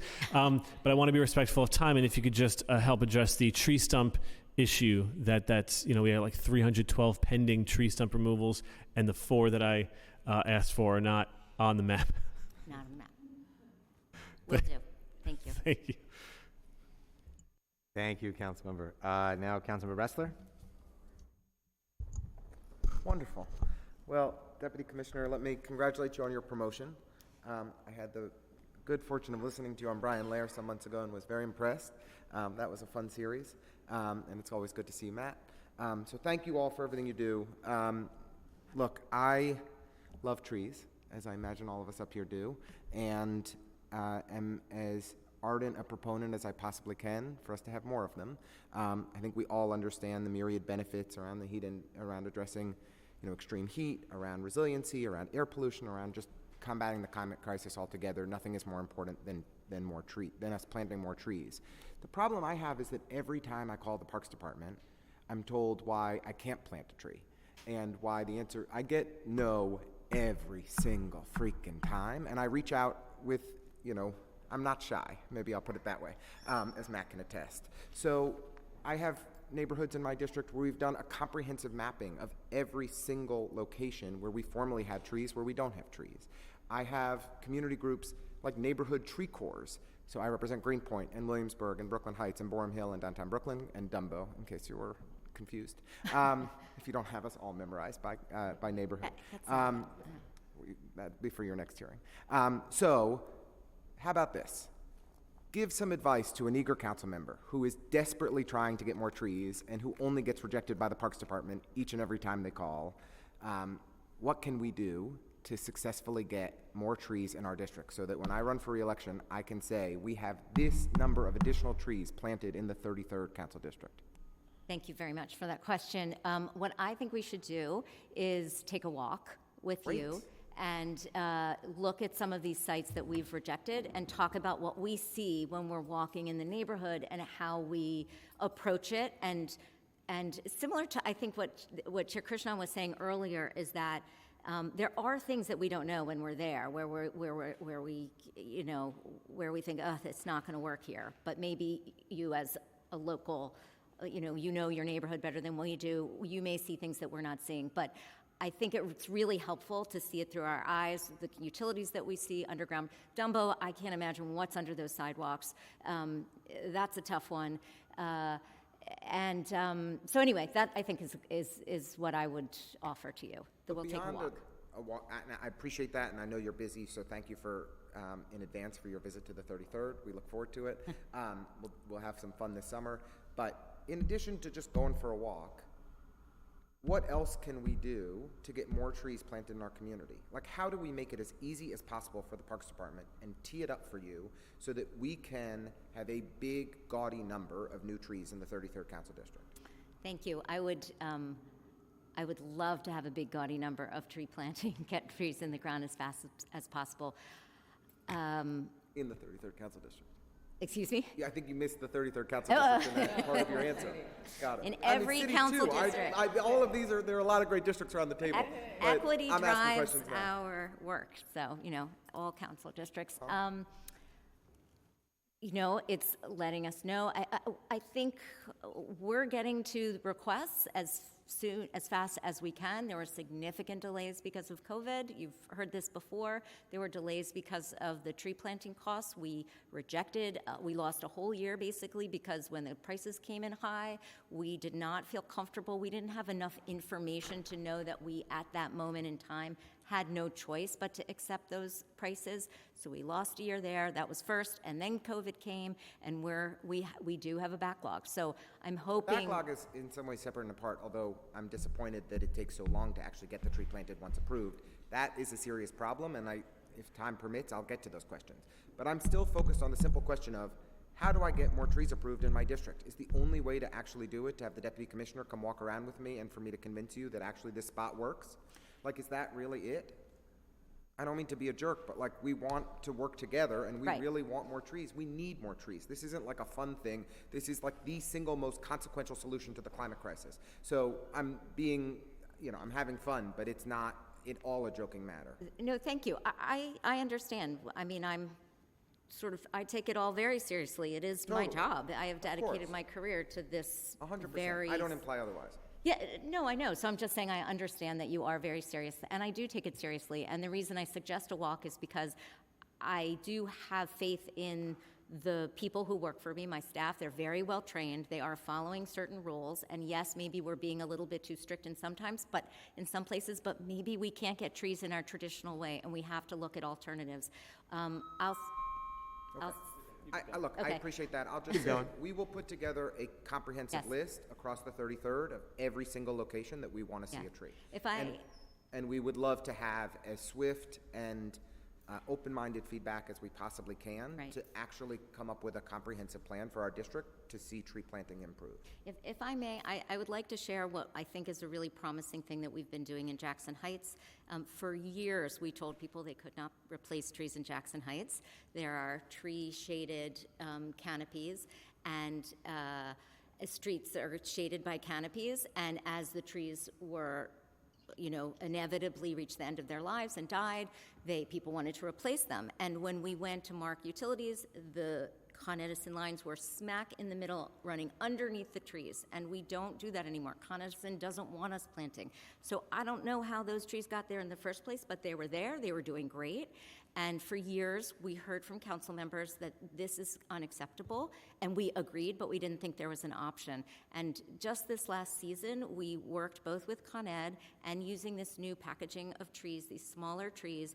We hand excavated to see what was going on there, and we successfully planted trees in Jackson Heights where we said for years we couldn't plant trees. And so that's why it is good to look at it, for you to know what the issues are, and for us to see if there are some creative solutions to it.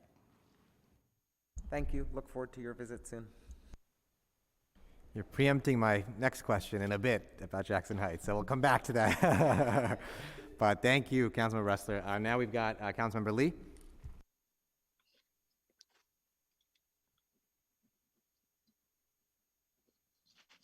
Hi, everyone. Thank you so much, Chair Krishnan, and thank you so much, Deputy Commissioner, for being here, and congrats as well. I wanted to actually talk a little bit more about what's happening underneath the surface with the roots, because I swear to God, this is a true story. I went to a civic this past week and talked about the tree stump removal, $2 million that we got in the budget, and they literally started clapping because they were so excited about that. Because I think that's one of the top calls I get in my district, because I'm all the way out on Eastern Queens, where it's very residential, a lot of homeowners. And I think the problem has been, and correct me if I'm wrong, but my understanding is that decades ago, the city planted certain species of trees where they turn out to be not great for urban environments because their roots grow enormously in search of moisture.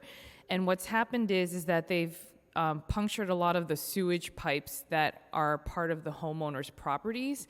And so then it becomes this whole financial burden to them where they're spending tens of thousands of dollars trying to mitigate that issue. And then the responsibility is, okay, they're being told, okay, well, we take care of the trees up until this point, but then once it's on your property, you're responsible for that.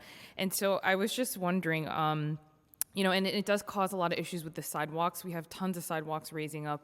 And when it comes to seniors that are trying to get around and do their walks every day, as well as folks with disabilities, it does cause problems. And homeowners sometimes pay for the sidewalk repairs and then find out that the city came and ripped it up again and did those repairs again, so they just wasted a lot of money.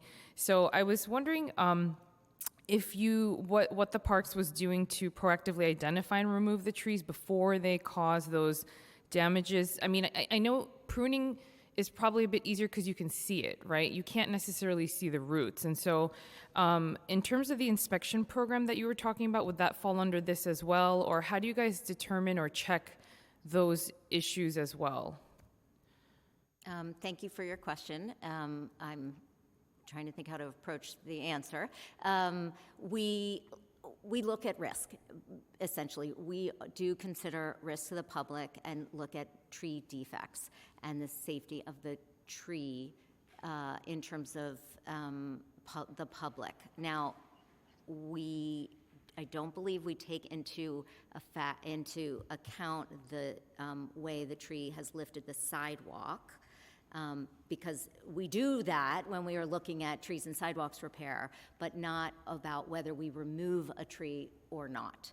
That is not a factor in tree removal, is how much the sidewalk is being and I think the tricky part is that I would argue it's the opposite problem, where the trees are doing so well that the roots are growing like really deep into the property, and so it really is impacting a lot of the homeowners' properties. And so I don't know what guidance there could be, or if there's something that parks could think through in terms of, you know, I understand the rationale behind obviously removing dead trees and the tree stumps, but then for trees that are living that are causing issues, how do we address that? I don't know. Right. I mean, thank you. It's a good question. Our experience and the sort of the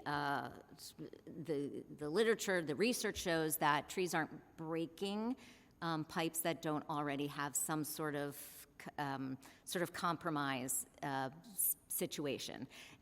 They do want water and air, that's true, but they don't know it's there unless it's actually open, right? They don't know a pipe has water in it until they can actually sense this and it has a crack or something in it. So I know that's extremely difficult for a homeowner to understand, or not to understand, but to manage. It's not difficult to understand. That is difficult. I mean, there are species that we no longer plant because they have very much more aggressive root systems and lift sidewalks, and that is true. So the silver maple, the Norway maple, those are just classic sidewalk lifters and troublemakers underground. We don't plant them anymore.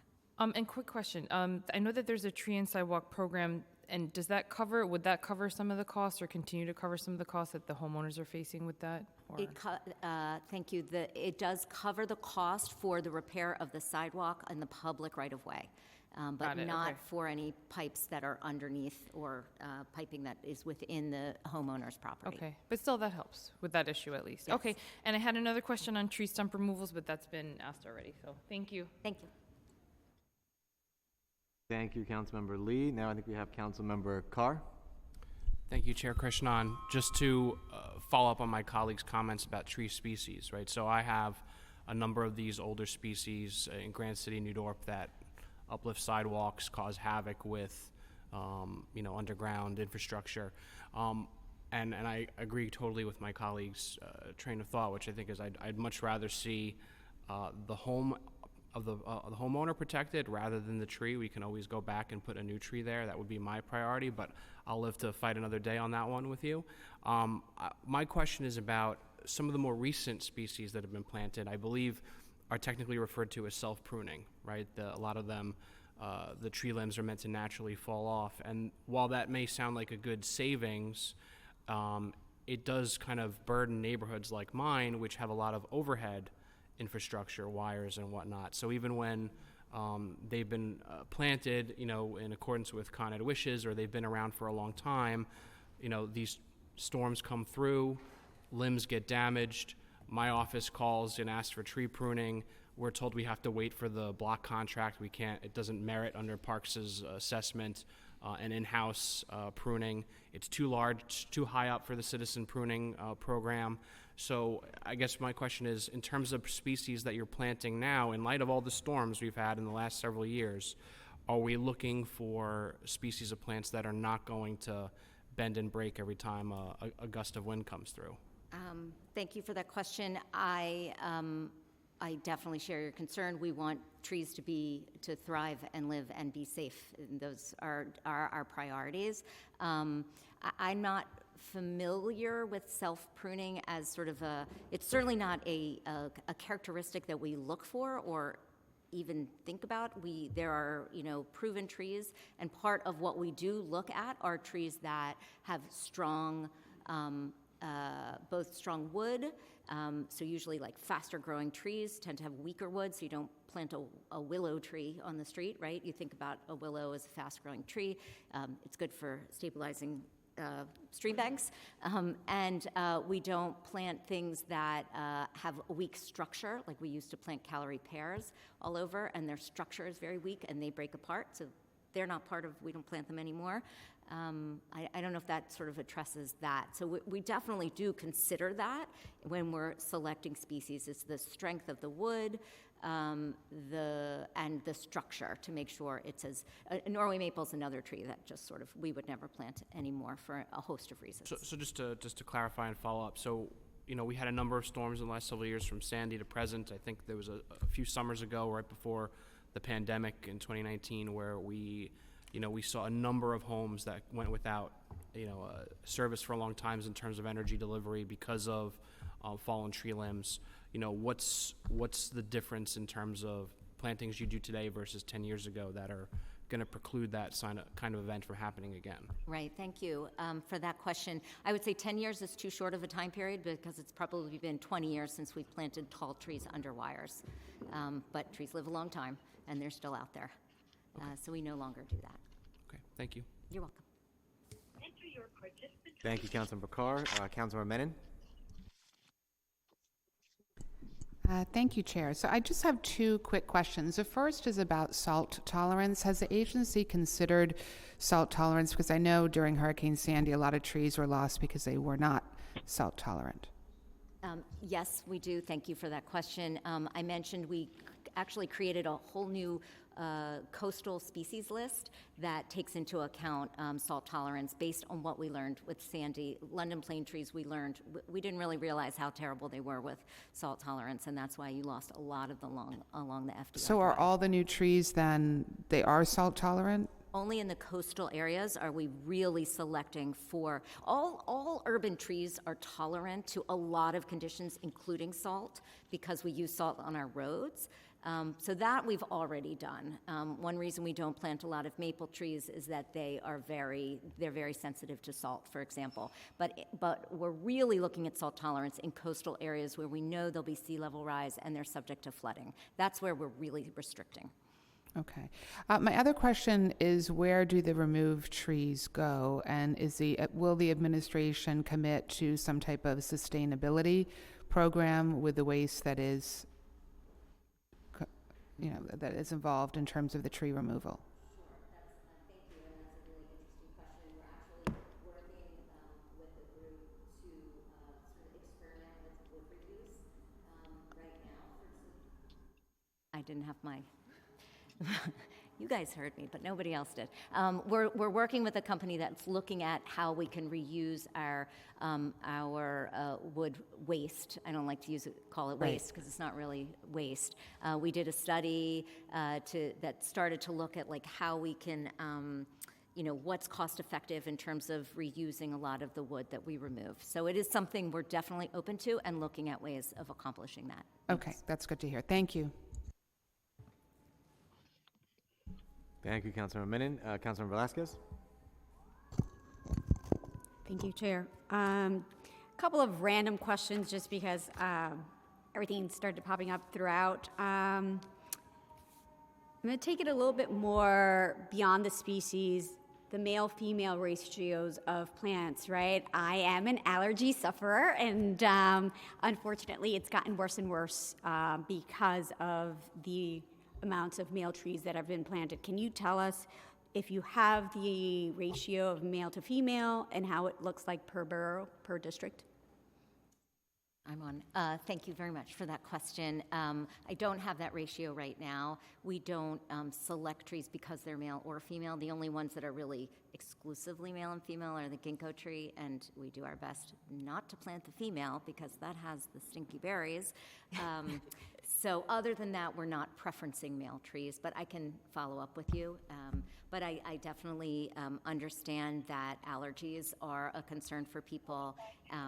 There are a lot of things that contribute to allergies, and as you saw, street trees are not a large percentage of the canopy overall, so individual trees, the one tree that we're planting may or may not be contributing to that particular seasonal allergy that you have. So we're looking at the entire urban canopy. All right, thank you for that, and my nose thanks you as well. When it comes to tree guards within our community, do you find the current tree guards available to our communities? Is it effective, or is there another model that you are thinking of having for our communities to protect our trees and from various things? Right, thank you. I think the ones that we use are excellent. I mean, they're steel tree guards, but we're also have been experimenting with these aluminum tree guards that that are modular. So if something happens, they get damaged, they're easy to replace the different pieces of them. They're more expensive, and we've also worked with some folks who have done some more do-it-yourself guards that are much less expensive, and you can kind of build it on your own. So, but we are big tree guard proponents. Any idea as to timeline for that? When we can expect to see if the aluminum ones do work out and that we could order for our communities, or? They're out there, and they're Okay. They're good. I should make it clear we're not funded for tree guards, right? That's not a classic part of it, but we know that council members have given us funding for tree guards, and we're excited to be able to do that in conjunction with new tree planting, which is, I know it's very tricky. Thank you. All right, thank you. Those are my questions. Thank you. Councilmember Ung? Thank you, Chair. I also express the concerns that Councilman Lee has expressed. I do have homeowners who have issues with the roots, and thank you for explaining the whole lead and root issue. I'm going to ask a couple of questions about the tree and sidewalk program. How much is allocated? How much funding is allocated to this program? Thank you very much for that question. Trees and Sidewalks program is a great one for us because it not just fixed the sidewalk, which is what most people are looking for us to do, but it does protect and save the tree at the same time. This year, we have a baseline of $10 million for trees and sidewalks in our expense budget. Great. And how long does the process take from someone who's going to call 311 to, let's just say, how about the inspection report to where, if you guys find it that it's severe enough to fix? Like, how long does the whole process take? Thank you for that question, Councilmember. It is not quick, I will just say. We have a bit of a backlog, but we do prioritize based on the severity of the damage. We have another sort of calculation that we do. We get a huge volume of requests for sidewalk repair. And I think we have, thousands and thousands that we're prioritizing both by severity and also trying to be efficient and do them by neighborhood, so we're not wasting anybody's time or money. Excellent. So would it be like a year, 2 years? Just so, honestly, when someone calls our office, I want to say something to them because they do get frustrated with the time it takes. So I at least want to be upfront and say, the process usually takes a year, 2 years? Yes, it could take several years. Several years, okay. It could, it could take several years. Okay, excellent. And there's thousands, right? You said Thousands of and backlog. thousands of requests every year for this service. Got Remember, it. it's 80,000 for the whole, all requests. Okay. And a considerable amount are. And if I can just add a quick point just on a procedural sort of, and that's a piece that I think is not necessarily as broadly known as possible, but the New York City Administrative Code actually exempts tax class 1 properties, so 1, 2, 3 family homes. They're actually exempted from the legal liability of any damage related to those street tree damaged sidewalks. It's something that a lot of homeowners get a little confused about, but it's a protection that's offered to them that obviously that helps inform the tree and sidewalk program, frankly. So it's just something that we're happy to work with you to make sure your constituents are aware of the program and the benefits that are provided. That would be great. I would love to follow up on that. I did read down the report on the next page, so I would love to follow up on that. Thank you. Thanks so much, Councilmember Ung. I think that's all of my colleagues who had questions.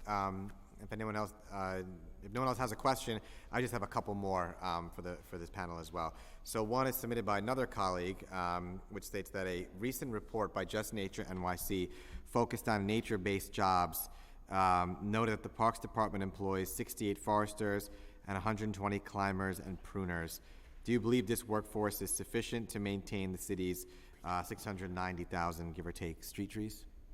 Thank you very much for that question. I think we have the best workforce that we could possibly have, and they do a great job, and we do a great job with the folks that we have. And do you think that number, though, is sufficient? 700,000 trees is a lot of trees. It's for any workforce, that's a lot to care for. So, have there been efforts to expand that number, or what's the conversation within Parks about that? Thank you. We do have an increase in a few of those lines for this next fiscal year with this new budget. So we're looking forward to that. And yes, we can always do more with more, but we're proud of what we can do with what we have.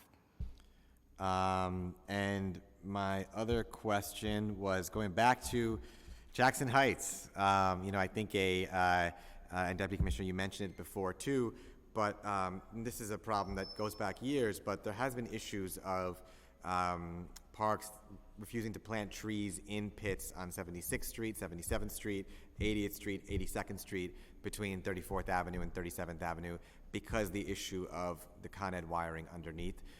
There's a number of tree pits there, and this is an issue when it comes to expanding green space in our neighborhoods. That's a ripe opportunity to do so.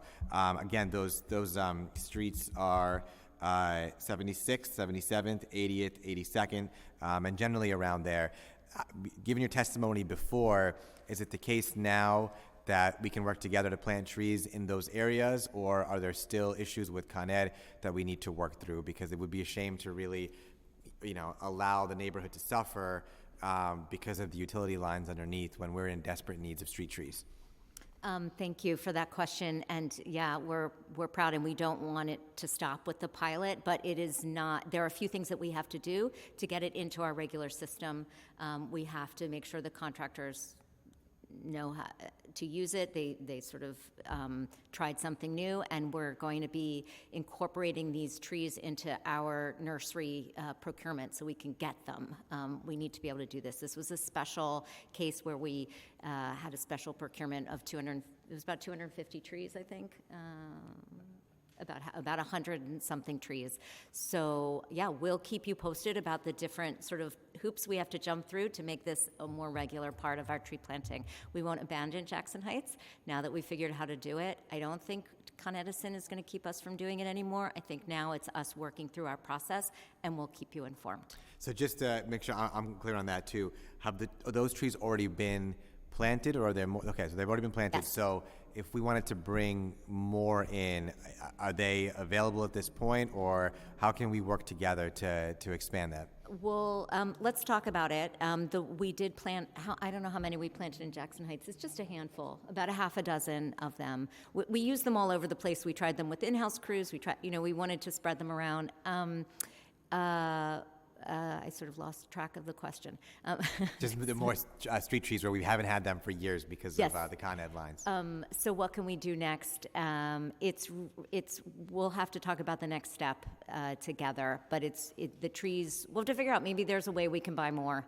You can't right now use capital money for it. It's a lot of sort of logistical things, and we're determined to move it through. Sure. Well, let's definitely have a conversation about that too. I'm glad to hear that the pilot program has resulted in more trees. There's obviously a backlog now because of all those years, so would love to work together to identify how we can bring in more to these areas too in particular, just given the pits that are there and the lack of tree canopy coverage that we have but desperately need to. Right.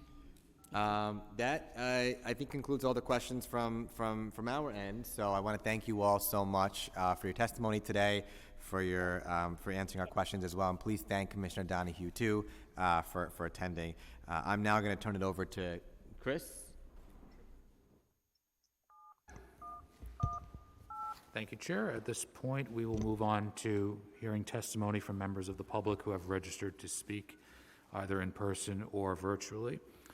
For panelists, again, who are testifying remotely, we will be calling on individuals one by one. Each panelist will be given 3 minutes to speak, so please begin once the Sergeant at Arms has started the timer and given you the cue to begin. At this point, I will turn back to Chair Krishnan to call the first panelists, who will be in-person panelists. Thank you. Thank you so much, Chris. Our first panel will be... Thank you. Thank you so much, Chris. Our first panel will be Carlos Castel-Croce, Eileen Miles, and Harriet Hirschhorn. Time starts now.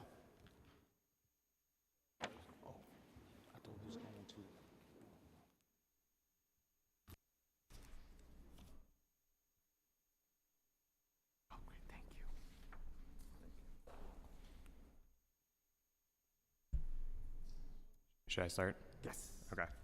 Good afternoon. My name is Carlos Castel-Croce. I'm the Associate for New York City Programs at the New York League of Conservation Voters. NYLCV represents over 30,000 members in New York City, and we are committed to advancing a sustainability agenda that will make our people, our neighborhoods, and our economy healthier and more resilient. I'd like to thank the Chair for the opportunity to testify today. Planting trees doesn't just incorporate nature's beauty into our cityscape, but it also benefits our community and creates a greener, more resilient city. Most importantly, trees work to solve a variety of environmental challenges, including air pollution and carbon emissions, energy savings, mitigating stormwater runoff, urban heat, and overall public health. Trees play an important role in cooling the city, which faces increased temperatures due to the urban heat island effect. They can lower temperatures in a city 2 to 8 degrees Celsius. When planted near buildings, trees can cut AC use by 30% and reduce heating energy use by a further 20 to 50%. This is especially important considering heat exacerbates an average of 350 deaths per year, with the highest mortality rates in low-income neighborhoods with less trees. Urban forests also serve as a large carbon sink.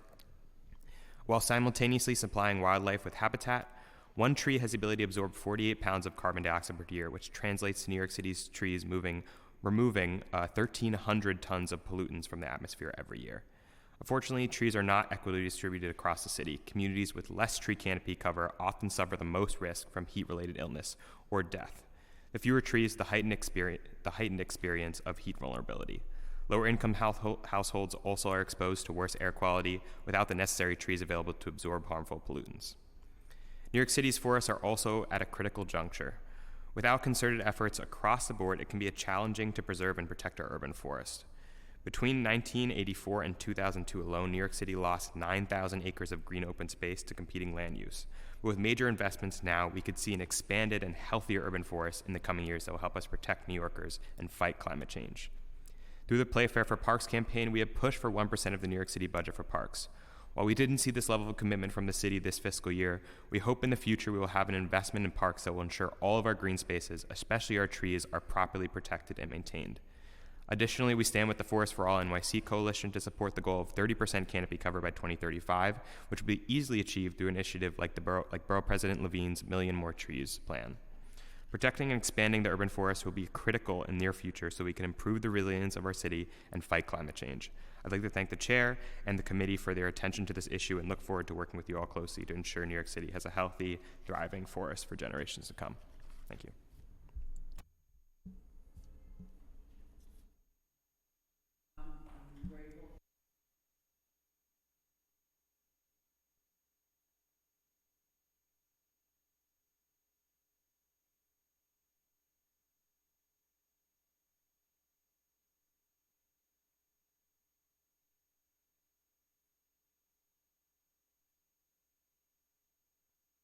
Years and a poet. I write about trees. I live near the very real, very beloved East River Park or John Lindsay Park. And in terms of tree canopy, it's mostly gone. That's why I came here today, because it seemed almost monstrous that this was happening now. We lost canopy of about 700 trees, some of them 80, others even 120 years old, trees older than the park. I know the park intimately, so does my own city councilor, Carlina Rivera, who I voted for the first time she ran. She grew up in the neighborhood, she played softball in the park, she knows it, and she didn't fight to save it. She was looking somewhere else. That park and its tree canopy is being destroyed as I speak to protect the neighborhood from flooding and sea level rise. The park was only flooded for 3 hours during Sandy. The park should never have been destroyed. We should have never lost this tree canopy ever. As somebody young in my group once said, how do we know there will be any more 80-year-old trees? Which is an amazing question. They should never have been cut. It's happening because it's a poor neighborhood. And what used to be East River Park is, in fact, a really nice piece of real estate. Or a nice consulting job for Jamie Torres Springer, a nice fundraising tool for a mayor or two. I don't trust the institution I'm addressing. We implored Justin Brannon for an oversight hearing because the original environmental impact statement on Esker said it's fine. Yeah, for who? We begged Corey Johnson to intervene, and he said, I've never heard about this before, even though he voted for it. I've never been involved in New York City politics until I decided to fight for this park and these trees and this canopy, and I'm still fighting. What are you, and I'm talking to the City Council, willing to do for the health and sanity of the people of New York? As a group, you vote for every bad environmental plan that comes across your desk. You destroyed the wetlands in Graniteville for a big box store. You approved the development of Governor's Island. In fact, the person who's the head of the trust for Governor's Island said, it's a really nice piece of real estate. That's where I got that phrase. You support the people of Fort Greene losing their trees. They don't want to lose their trees. They're getting a concrete park. Who wants a concrete park? These are all poor neighborhoods. We need a parks department actually run by environmentalists. We need a New York City tree board that will not kill a single mature tree without making an informed environmental decision, not an engineering decision, not a contractor's decision, not a developer's decision. My park was destroyed for political reasons. Now you're having an oversight hearing about tree canopy while killing 1,000 trees. Why don't you come down to the East River Park and look at what you've done? About 400 mature trees remain in the north end of the park. If you care about tree canopy, why don't you stop the clear cutting right now? Otherwise, what are we doing here today? Wasting our trees and our time and our air for what? Ask yourself that, City Council. Thank you so much for being in the room, anybody who is still here.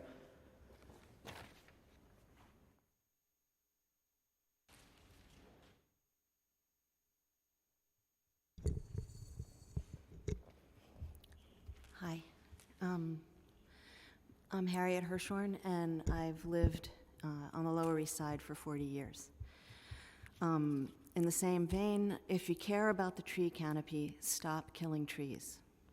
I challenge all of you to stop the tree slaughter that is happening now in East River Park and is planned for other disparate neighborhoods. Since December 7th, close to 700 mostly mature, healthy trees have been killed and mulched on the spot. This is an abomination. This is an environmental disaster. Half of a resilient sponge of a park has been completely decimated. It is a wasteland waiting for the next superstorm.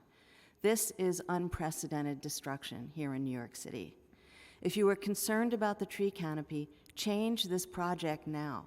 It is not too late. Over 400 mature, healthy trees are still alive. The canopy right now, in what remains of East River Park, is magnificent. It is a success. There are birds and squirrels and bugs that testify to that success, and people and children playing. It is all of your jobs to protect nature, to protect these trees, and you are failing miserably. You must consider the existing 83-year-old trees in your decisions. Consider trees. Environmental concerns need to be integrated into every administration, every body, every agency. Outside environmental experts are not enough to counter your murderous ignorance that endangers all of our lives. If you want a tree canopy, start by preserving the one you've got. Trees have to be considered when you plan anything. Any development, any park redesign, build around trees, protect trees, consider trees. All of these city agencies are full of people who are ignorant about the environment.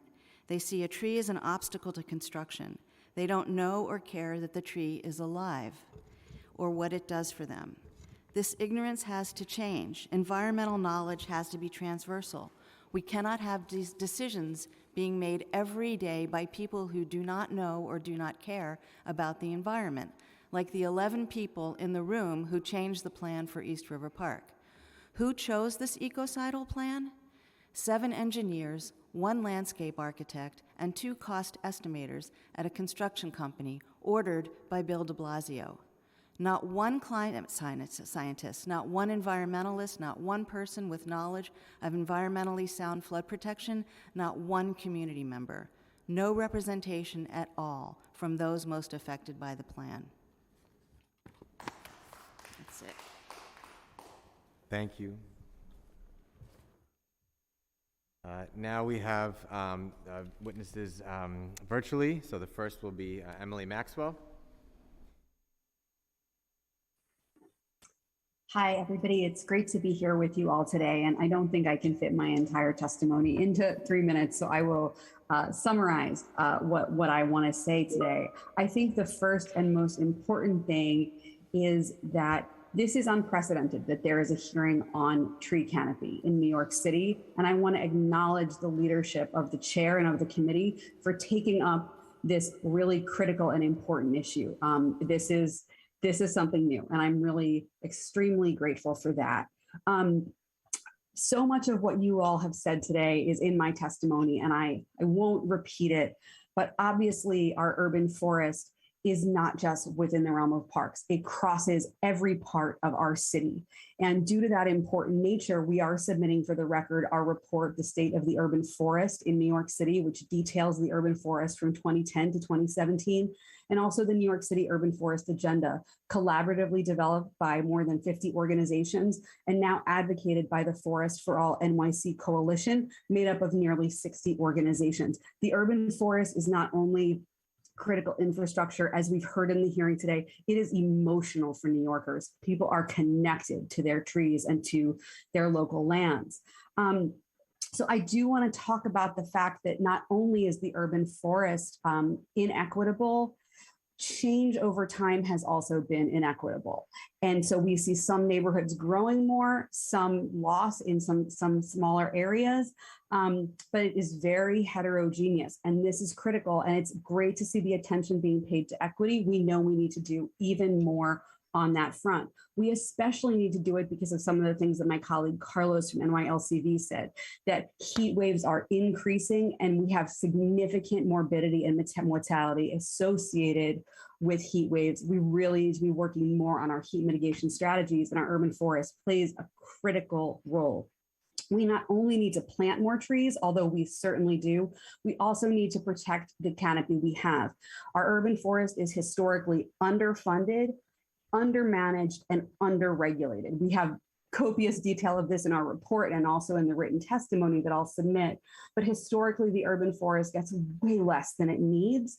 Only trees on parkland have a degree of protection, except for a small amount of special natural areas districts, as mentioned by the chair.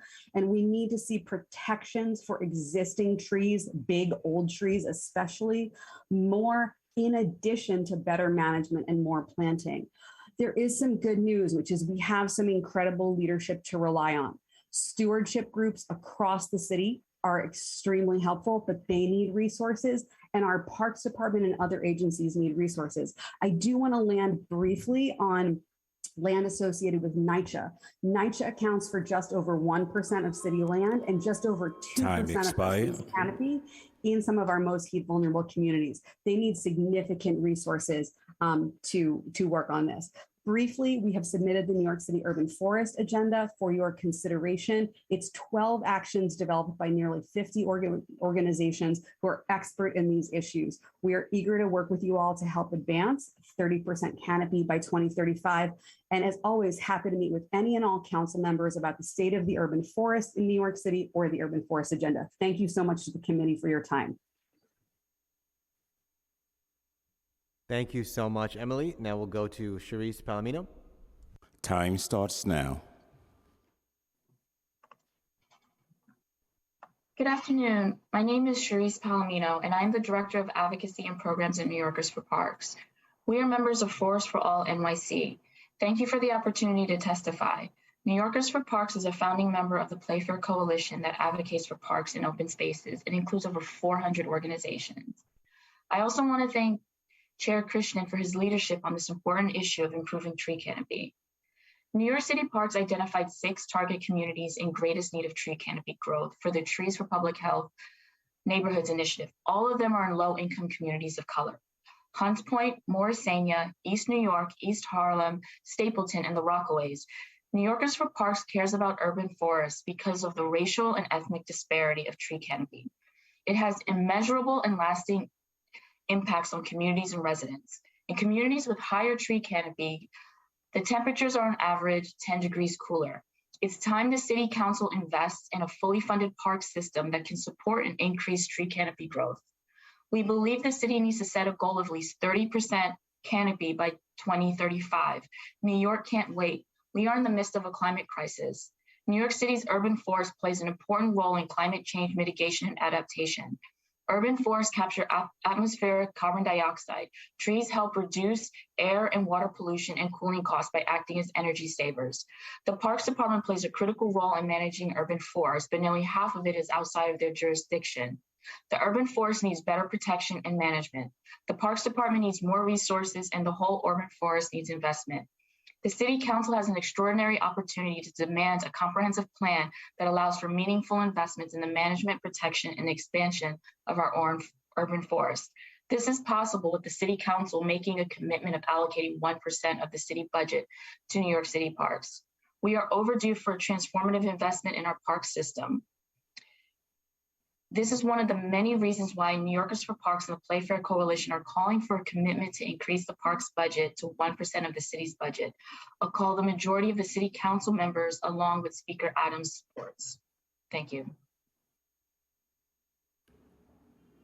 Thank you so much, Charisse. Now we have Jackson Heights resident and neighbor, Sarah Balistreri. Time starts now. Hello, I'm Sarah Balistreri, and I'm an environmental educator with Trees New York. Trees New York is a proud member of Forest for All NYC Coalition, and we join with our fellow coalition members in calling for at least 30% canopy cover by 2035. Now, when we talk about increasing canopy cover to 30%, a lot of people's first thought is plant more trees. But as Deputy Commissioner Greenfeld and Emily Dobell Maxwell have both mentioned, we know that a key to increasing canopy cover is through preserving and promoting the health of our existing trees. Again, according to Forest for All's Urban Forest Agenda, the majority of canopy gains from 2010 to 2017 were due to growth of existing trees canopy and natural regeneration. Now, luckily, New York City has over 250 stewardship groups who care for trees all around the city. Trees New York is one such organization, and we are the only group that trains and licenses community members to become citizen pruners in New York City. Part of my job is to train and educate volunteers and school-age students so that they understand the profound impact trees have on health, climate, and quality of life in our city. Many of my students enter the class already knowing that trees absorb carbon dioxide and release oxygen, but they leave also knowing many of the benefits that we've talked about today. Trees filter harmful particulate matter from the air we breathe. They capture rainwater, thereby reducing combined sewer overflow events. They keep temperatures in the city lower during hot summer months, not only by casting shade, but also through the process of transpiration in which leaves release water vapor into the air. And trees have a well-documented impact on humans' mental health and well-being. They create calm, joy, and connection to nature, even in the midst of our hectic city. I saw a spark of this connection a few weeks ago when a group of fifth graders from PS 452 gleefully discovered earthworms in their school's tree beds, or another day when high school students from Brooklyn Tech spotted a robin's nest with baby birds in it in a tree just outside their school. Once community members begin to understand the multitude of services trees provide, they begin to feel invested in stewarding our trees to ensure that they thrive even in this tough urban environment. As members of the City Council's Parks Committee, I ask you to think of these stewards as a resource worth cultivating, much like the trees they care for. And additionally, I invite and encourage you to join a tree stewardship event in your district so that you can observe firsthand why the Parks Department deserves funding to allow them to adequately manage the hundreds of thousands of street and park trees in their care. And also so that you can appreciate the thousands of New Yorkers Time expired. Who give their time and energy to stewarding trees and the significant impact they have on ensuring that our existing trees grow to maturity and provide maximum environmental benefits to all New Yorkers. Thank you so much for the opportunity to testify and for holding this hearing today. Thank you so much, Sarah. Next is Corey Hansen. Time starts now. Good afternoon. My name is Corey Hassan. I'm the Government Affairs Manager of the New York Restoration Project. Thank you for the opportunity to provide testimony this afternoon, Chair Krishnan. As one of the members of the Forest for All NYC, we are advocating in full support of 30% canopy coverage by 2035. For over 25 years, NYRP has planted trees, renovated gardens, restored parks, and transformed open space for communities throughout New York City. We believe that nature is a fundamental right, and for over 2 decades, we've invested in and stewarded open and accessible green space throughout all 5 boroughs. NYRP levied the power of public and private partnerships to spearhead and successfully complete Million Trees NYC. As the climate crisis intensifies, tree plays an essential role in New York City's environmental resilience by providing shade, creating wildlife habitat, reducing temperatures, increasing air quality, mitigating storm runoff, as well as many other benefits. This summer, NYRP proudly hosted 16 free tree giveaways throughout all 5 boroughs where we gave over 2,000 native species, including serviceberry, river birch, hornbeams, hackberries, redbuds, persimmons, eastern red cedars, sweet bay magnolia, black gum, black cherry, and swamp white oaks. The NYC urban forest is composed of 7 million trees in New York City, though it is not distributed evenly, and its benefits do not reach everyone equitably. This is generally less canopy in lower income communities and communities of color. Too many communities have suffered from a lack of tree canopy for generations and deserve the undeniable benefits of increased shade, reduced temperature, and cleaner air. An equitable distribution of trees is essential for New York City to confront the climate crisis. Trees operate as the lungs and air conditioning of our urban environment. Together, we can make our city more equitable and combat environmental injustice in our communities, beginning by investing in our city's urban forest. Thank you for the opportunity to testify today. Thank you so much, Corey. Next, Aaron Sanders.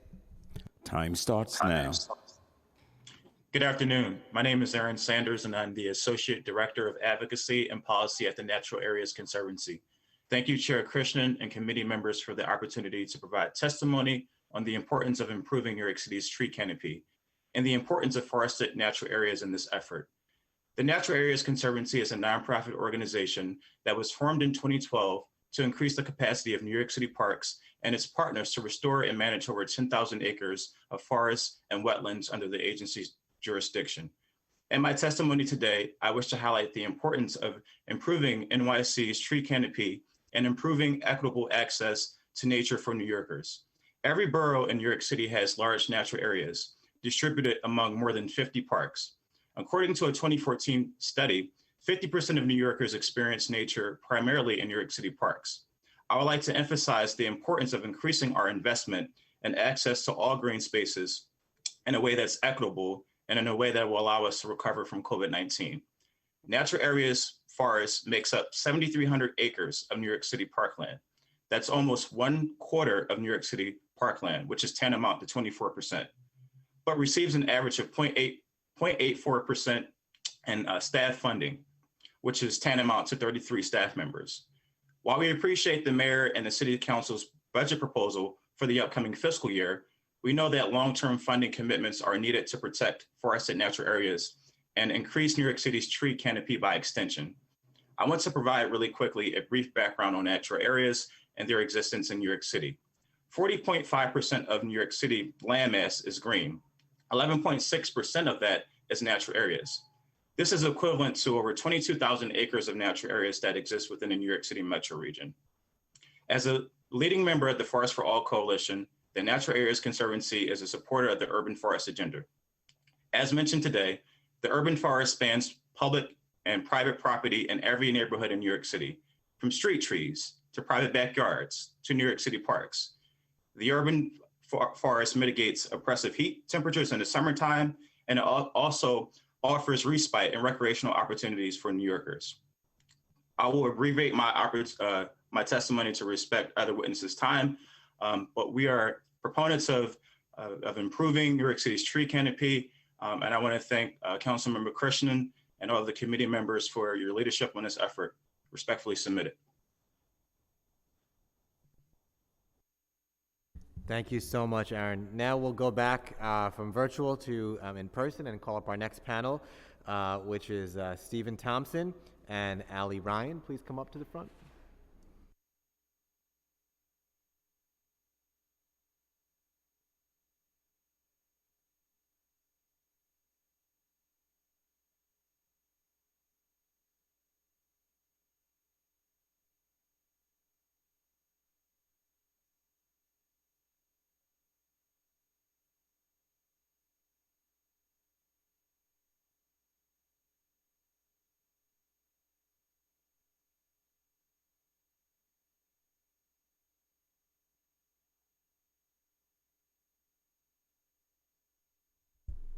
Hi, good afternoon. My name is Stephen Thompson, President of the Board of Directors of the Brooklyn Queens Land Trust, or BQLT. We are proud to be members of Forest for All NYC. Trees are not a neighborhood amenity. Rather, trees are vital environmental infrastructure and should be stewarded accordingly. At BQLT, we care deeply about the NYC urban forest because we steward 37 community gardens in Brooklyn and Queens, totaling 5 acres with more than 230 urban trees within the gardens and additional adjacent street trees. As gardeners, we know the vital role of the urban forest for shade and cooling effects, for trapping carbon dioxide and releasing life-giving oxygen, for climate change mitigation, for reducing stormwater runoff, for urban wildlife habitat, and for increasing the walkability and beauty of our New York City neighborhoods. We believe the city needs to set a goal of at least 30% tree canopy cover by 2035. BQLT understands that increasing the NYC urban tree canopy is an environmental justice issue. Many of our gardens are in Brooklyn community districts, CD17, CD4, and CD3, with low tree canopy coverage, which represent heat-vulnerable districts and are predominantly made up of people of color. NYC's lowest tree canopy coverage areas need to be addressed aggressively and given highest priority in funding and policy solutions. We also know firsthand the financial costs and targeted efforts that are required to maintain urban trees. Our regular tree maintenance work is thankfully made possible in part by discretionary funds from City Council members. In addition, we were awarded a New York State Department of Environmental Conservation Urban and Community Forestry grant for our BQLT tree care in 2021 through 23. This grant paid for professional tree maintenance and tree care education for our gardeners. We partnered with Trees New York to offer a citizen pruner course with 20 BQLT gardens in March and April of this year. We had course participants from 14 BQLT gardens in order to spread their new tree knowledge and pruning skills within their own communities. While impactful, this sole grant-funded project underscores the need for consistent financial resources to keep our city's trees thriving. The 230 plus trees on BQLT community gardens are just a fraction of NYC's 7 million trees, which require large-scale funding and bold policy solutions to maintain the existing urban trees and to increase NYC's urban forest. NYC Parks plays an enormous role in managing the urban forest, but nearly half of the city's trees are outside of NYC Parks and aren't entirely well managed or understood. NYC Parks needs more resources and the whole urban forest needs protection, a plan, and investment in management and expansion. Thank you for the opportunity to testify before your committee. We look forward to continuing support of comprehensive tree care and access to nature for all New Yorkers.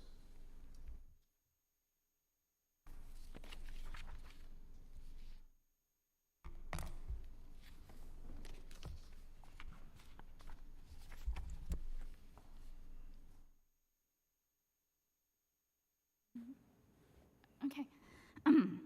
Stop chopping down mature trees. Hello, my name is Allie Ryan, and my family lives 2 blocks away from East River Park, which is in City Council District 2. I am here today to bring a humanizing perspective to why city policy of treating mature trees as disposable furniture must stop. I am a skin cancer survivor. When I was 40 years old, 7 months pregnant, I had a melanoma and a basal cell carcinoma removed. I am 48 years old, and last week I had a basal cell carcinoma removed from my shoulder. I tell my children to put on sunscreen and sun hats so they don't get a 4-inch scar on their face or a 5-inch scar on their back like me. Stop chopping down mature trees in East River Park. Over the past 7 months, almost 700 mature 80-year-old trees, healthy trees, have been chopped down in East River Park, my family's favorite local park. Mature trees provide expansive tree canopies that diffuse light and shade park goers. Over the past month, the city has chopped down trees in the open area of East River Park, making it hard for park goers such as me and my children to find refuge from the sun now that summer is here. If you overlay a colonial map of Lower Manhattan over a current flood evacuation map, you will see that it's the same coastline. You need to prohibit development at the water's edge, such as 250 Water Street and the 4 mega towers and 2 bridges. Look to the coast of the southern states, such as North Carolina and South Carolina, and you will see that their coastlines consist of wetlands. We need wetlands, not hard-edge flood walls for flood protection. Stop chopping down mature trees.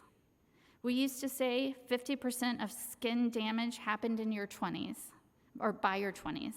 Now it's almost 25%. says Susan Chung, who's a doctor. That's because people continue to be active and outdoors more throughout their life. According to the American Cancer Institute, melanoma is one of the most common cancers in young adults, especially women. The New York City Department of Health states on their website that skin cancer is the most common form of cancer in the United States. Every year in New York City, over 100 people die from melanoma, and nearly 1,000 people are newly diagnosed. I am one of those 1,000 New Yorkers who will be diagnosed this year with skin cancer. Stop cutting down mature trees in East River Park. Thank you. And Councilmember, actually the panel can just stay for a minute. Councilmember Holden has a question. Yes. So how many mature trees were cut so far at East River? 700. 700. Yes, and there's 1,000. Yeah, that's criminal. 60 acres. Yeah, that's incredible. Because I was told, we were fighting a battle in the late 80s when they wanted to divert Westway money into my district in Queens to widen a thoroughfare and cut down trees that were, they don't grow. These were, at that time, 70-year-old trees. And they wanted to cut down 50 trees on the thoroughfare in our neighborhood. And we fought it. We said, we're going to chain ourselves to these trees. You're not cutting these down. So we actually beat that back. And those trees are wonderful trees. They're actually the hallmark of the neighborhood. And they don't grow that. And we were told at that time, trees will never grow that large because of pollution. So, yes. So what we're losing is trees that can't be replaced in a lifetime. And it's criminal. And in my neighborhood, I see trees being cut down so that they don't obscure billboards. And this is what the city does. The Parks Department does a great job in protecting them, but the rest of the city does not care. They'd rather install bioswales in my neighborhood than trees. Bioswales are very expensive. I don't know if they do a great job in diverting runoff, but we have to get our priorities straight.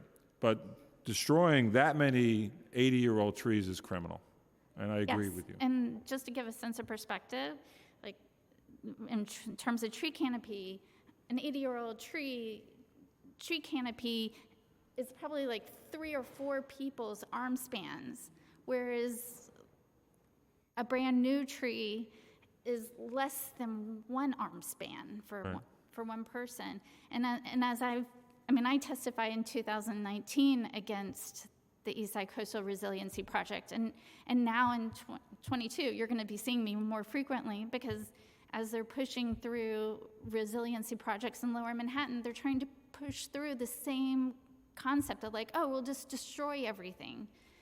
And if you, I encourage you to come visit. I'm happy, Harriet and Eileen and I and many others, residents who have lived there with our families for a long time, we're happy to meet you and take you around. Every day at 1 p.m., there's a community gathering of people in East River Park trying to protect the trees. But it's the human aspect that I think is really important because we don't think about like my neighbor who is African American. She had skin cancer in her 40s. I asked her to come today, but she didn't. But skin cancer is a real issue. I mean, am I going to be every 8 years getting skin cancer? I hope not. But if we're cutting down trees like they're disposable furniture, I'm going to be getting it. I'm going to definitely get more skin cancer because I spend half of my, the majority of my children's lives I spend in the playgrounds, and other parents spend time in the playgrounds too. But we need. It's just right now, you have elected officials who are just ignoring what's going on in East River Park. I mean, you drive down the FDR, you can see the mounds of just dirt because 70% of the park has been decimated. And we need to fight to save the 30% that's still there. And even in Stuyvesant Cove in Keith Powers' district, they're about to demolish the rest of that park coming in this summer. And it's just it's summertime. And and the crazy part is, I mean, there's lots of documentation on Twitter and Instagram that shows you the trees being cut, like the 80-year-old trees, and they're healthy. They're not yeah, sick. I agree. We have to move on, though, but I thank you for coming, and thank you all for coming and fighting for trees.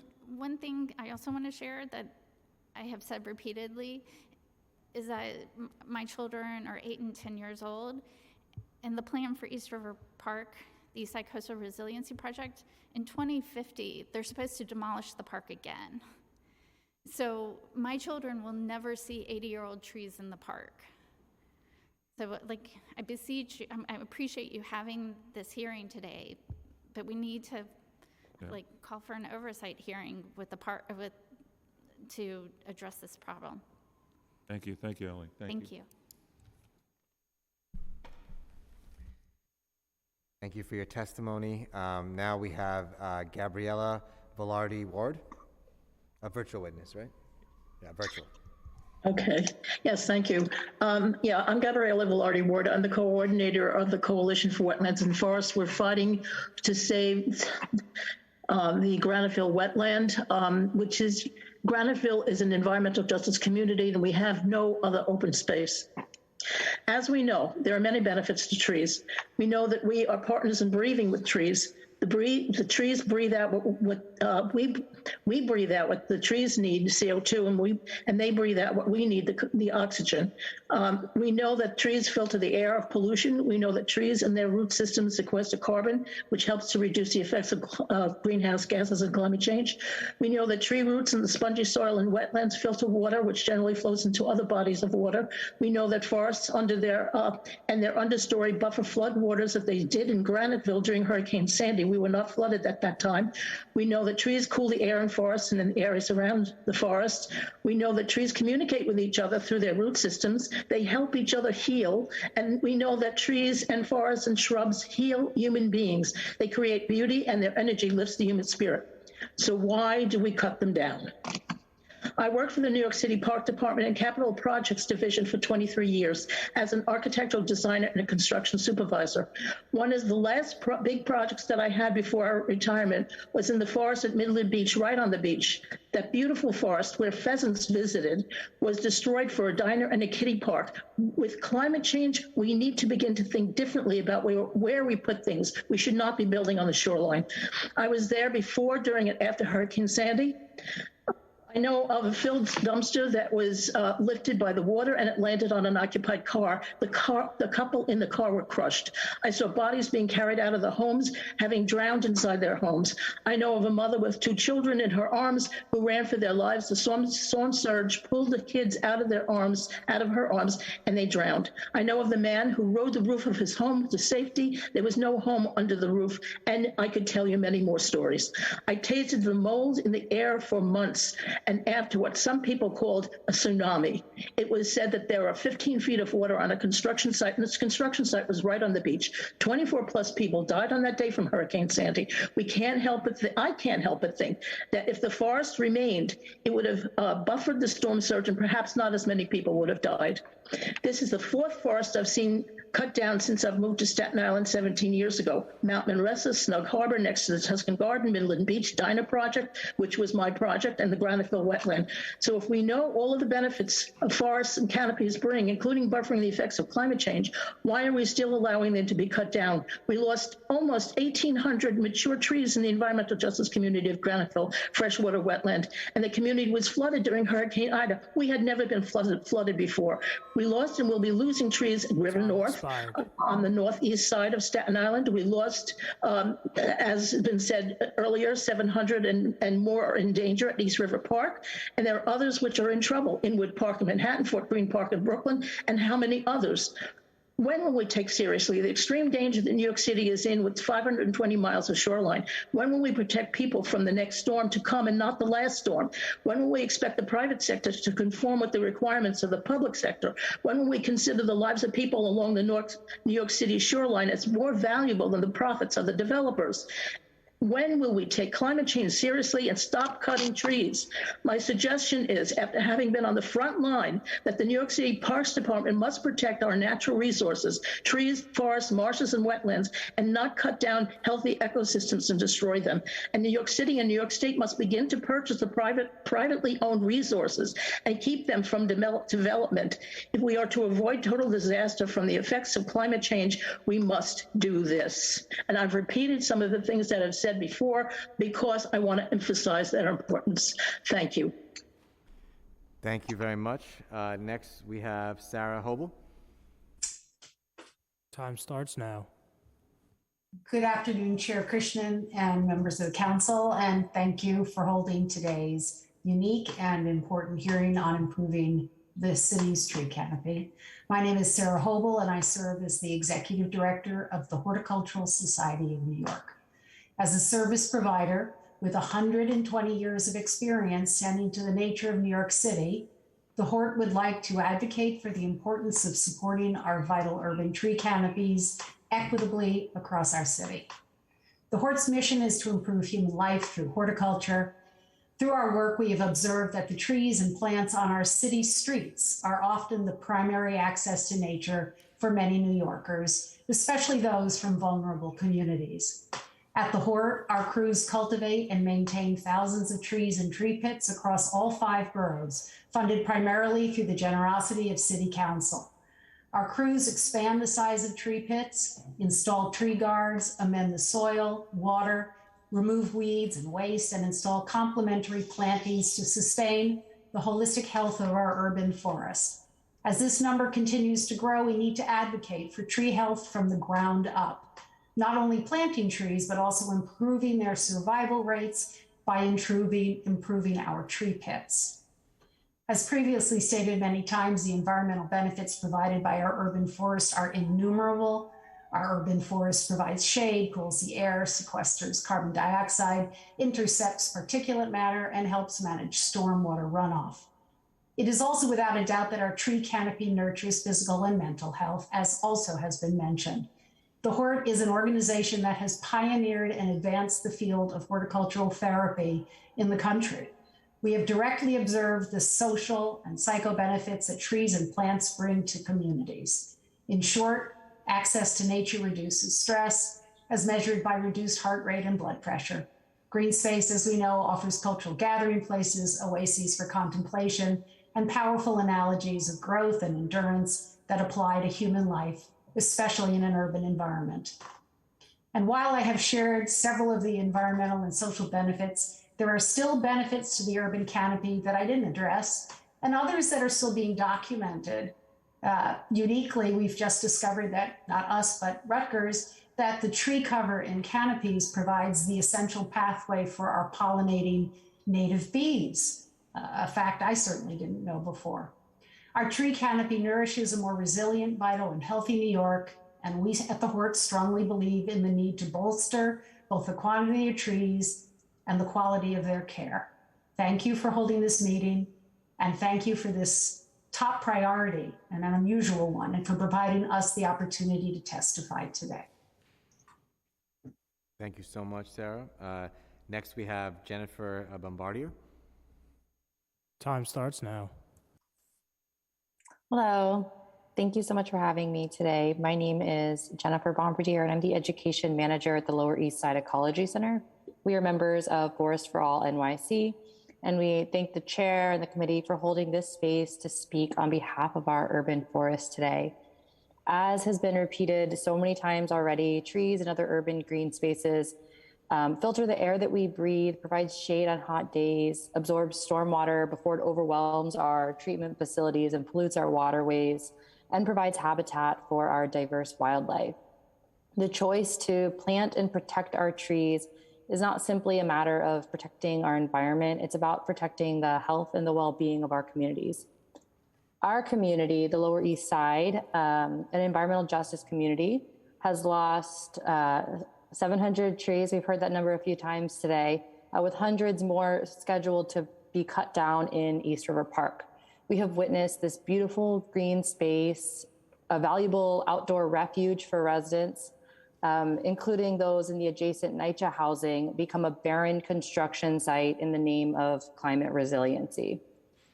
We recognize the vulnerability of our community to the impacts of a changing climate, including more severe storms, flooding, and increasing temperatures. And we do believe that action must be taken to protect the people of New York City, especially in low-income neighborhoods and communities of color. But the East Side Coastal Resiliency Project and the decision-making process pitted people for trees against people for people, when the reality is that it is not one or the other.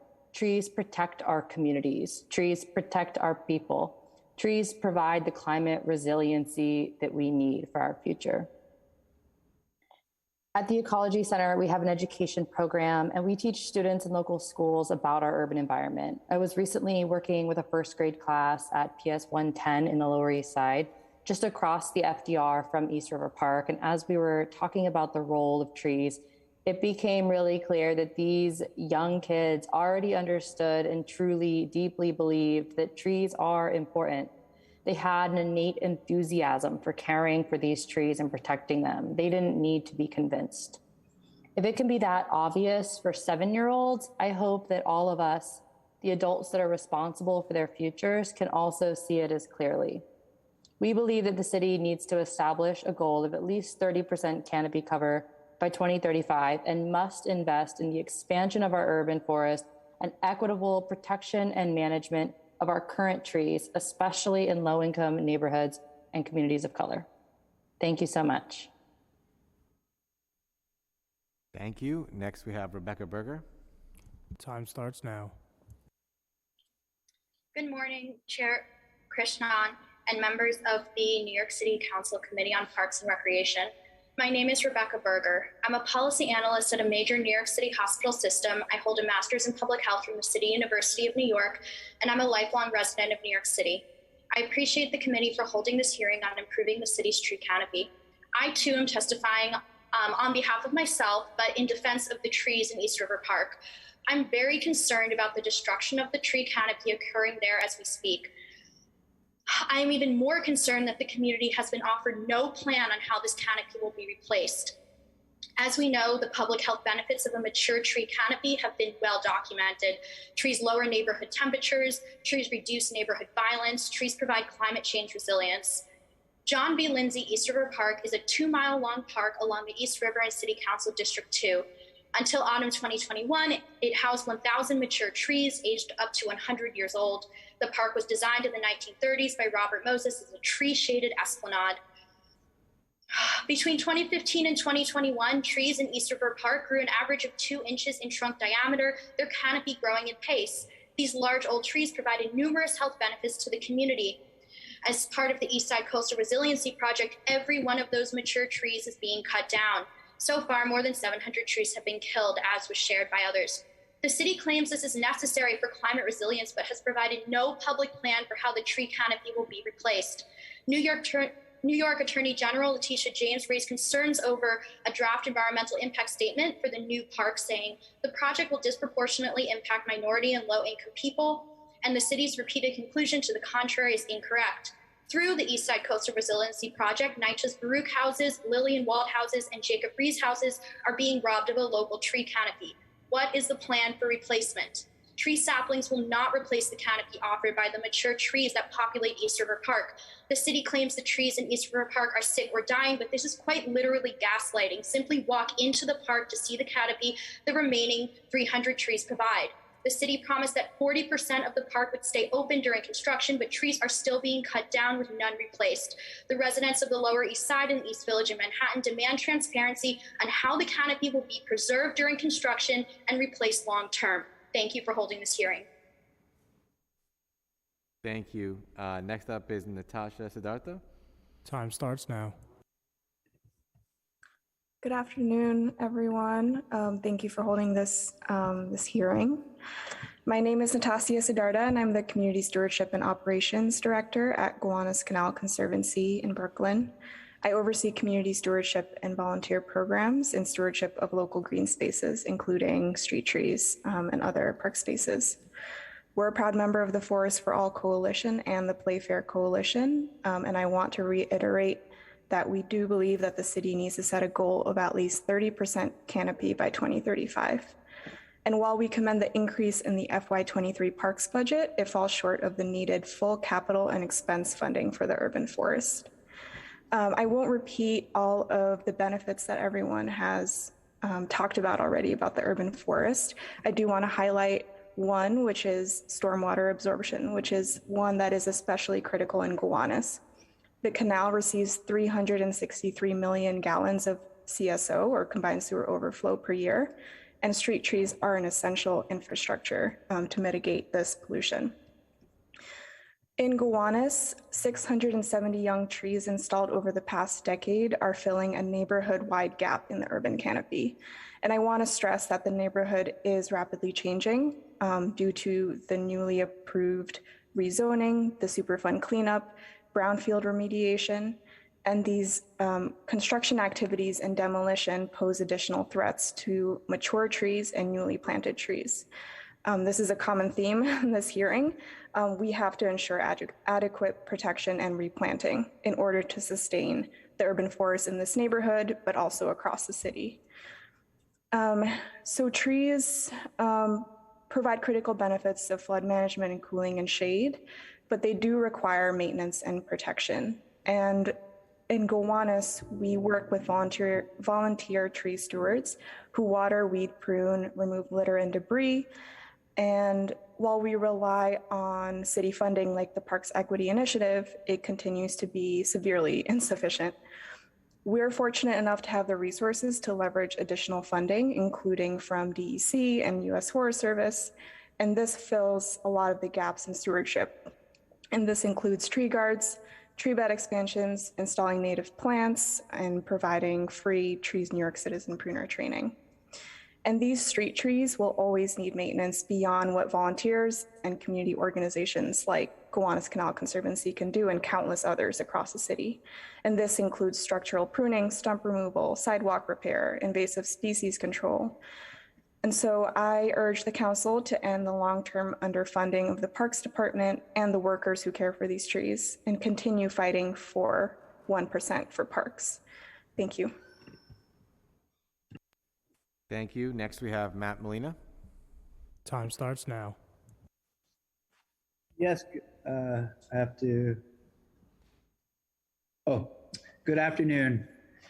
My name is Matt Molina. I'm the director and founder of NYCH2O, and I enjoy listening to everyone's testimony, and just reminds me about how many people care about trees. And I can't remember who it was. Maybe it was from the Trees New York, said that there are 250 partners that they work with around the city.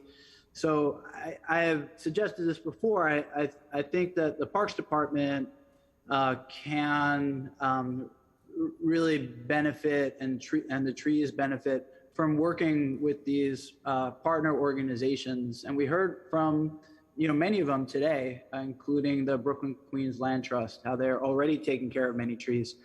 We have a summer youth employment program of 100,000 strong youth. I think we can employ at least 1,000 of them to take care of trees, and some things are as simple as clipping invasive vines, and that would extend the life of a tree, by decades. The tree can't keep living if it gets blown over in a storm because it had vines covering it and they basically act like a sail. So I think the resources are already here with the incredible talent and determination of New Yorkers. And I think that should be harnessed by the Parks Department and their partners. And I think this is a very, very tractable problem. I know from our work at NYCH2O, we help the Parks Department in many parks and the New York State DEC and their properties around the city. So I know that we could do even more if the opportunity were presented. Thank you. We have a question now by Councilmember Holden. I just want to, it's not a question, but I just want to thank Matt for all the work he does at the Ridgewood Reservoir. As you can get a glimpse of what Queens or that part of our city looked like before a man came in here and kind of, put a lot of concrete in the way. But again, Matt, I want to thank you for all the dozens of projects that you've done over the years with the volunteers to make it a little nicer in that part of in Queens and in my district. So thanks, and thanks for waiting for all this time to testify. Thank you. Thank you. Thank you, Matt. Next, we have Joel Kufferman. Time starts now.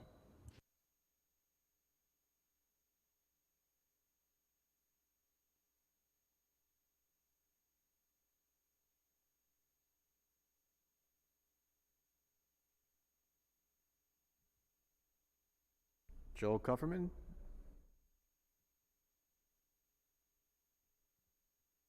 Next, we'll move on if he comes back later. Next up is Rita Garcia. Time starts now. Hi, my name is Rita Garcia. I'm a daughter of immigrants and a lifelong resident of New York City. I'm testifying on behalf of myself in defense of the animals and the trees of East River Park. I think it's safe to say that we all love trees. And I really wish the Deputy Commissioner and her staff were here and that all the council members were still all here to listen. However, Mr. Krishnan and Councilmember Holden, as the only remaining members, I do urge you to please call for an oversight hearing immediately. Put your district in our district's shoes. Imagine all of us here who are testifying as your people testifying to save the trees. I've been advocating for the animals at East River Park for 8 months. It's very frustrating to see the city government and nonprofits preaching and seeking to educate the public about the importance of tree canopy. Yet at the same time, they're destroying the existing tree canopy in a disadvantaged community of color. It doesn't make any sense at all. Tree canopy obviously is provided only by mature trees. So I just have some questions. Why are we allowing this? Why are we allowing the city to destroy hundreds of mature trees? Why are we okay with spending money to destroy existing tree canopy and then replanting individual saplings that won't provide shade for years to come? Is there any coordination between the different departments of the city government, including the appropriate committees and city council, between those preaching the importance of tree canopy with those who actually are the ones who were destroying the trees and ignoring the community? With the rest of the world planting trees, promoting open green spaces as resilient flood protective sponges, and increasing access to nature and biodiversity, New York City is embarrassingly going in the exact opposite direction. What can you, city council members, what can you do? Well, be a real representative for the people. Be honest, be humble, question the authorities and these ill-conceived plans. Stand up for your community, stand up for our health, our mental health, our well-being.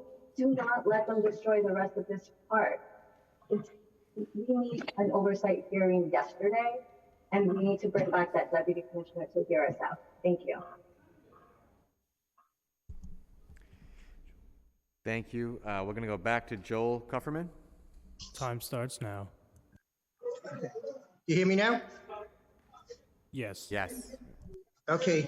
I'm Joel Kufferman. I'm the Executive Director of the Environmental Justice Initiative. I am counsel to NYCC Housing, Alfred E. Smith Tenants Association, Residents to Preserve Public Housing, and the New York City Community Garden Coalition. I concur with all the statements that most of the advocates have said about the value of the trees. We're concerned about enforcement and the health benefits that are even heightened now. And I just also want to cite one more health benefit. Harvard studies have shown that a slight increase in exposure to PM 2.5 causes a major increase in COVID death. A lot of that PM 2.5 is prevented by the trees, but moreover, it's caused by bad tree management. That's what we're facing at Smith Houses. We've been fighting a bad FEMA-funded contractor that basically trenched left the trees' roots open, compacted soil, and yet we fought and fought. Parks Department helped a little bit, but those contractors were paid. This is happening all over NYCHA property. It was really good to point out that how many foresters are on staff at Parks Department. NYCHA right now has one part-time forester that's controlling all the work, including $1 million worth of bad tree pruning that's going on. We really urge this committee to look at improving NYCHA's stance on the trees, the accountability, and offering technical services that the Parks Department could do. NYCHA is the second largest owner of trees in the city, and they're definitely under attack. At Baruch, they cut down 200 trees on the false pretext that there was a blight. So I really urge, and we'll sit down with you with detail of showing how NYCHA could be benefited by Parks Department expertise. They're under reorganization, and I think we could actually put your foot in and preserve. It's probably the easiest way to have vacant land, and also we're very concerned about all that soil that's being resuspended into the lungs of those kids and elsewhere. Our second proposal is that there should be a tree warden system set up, an ombudsman system, that we could look at Massachusetts and Connecticut. It's involving more people, more enforcement experts, and giving them some accountability and enforcement bits.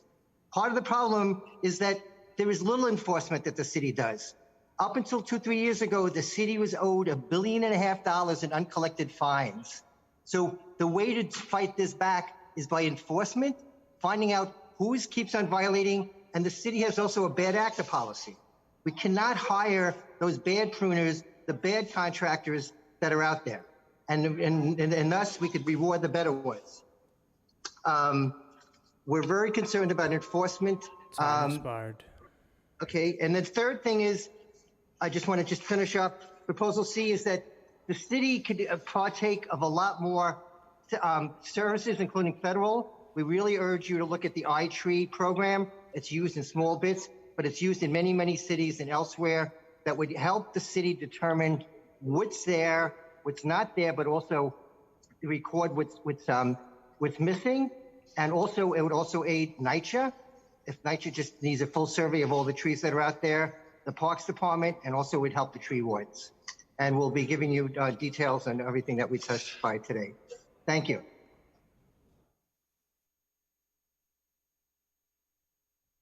Thank you. Next, we have Alexander Bendit.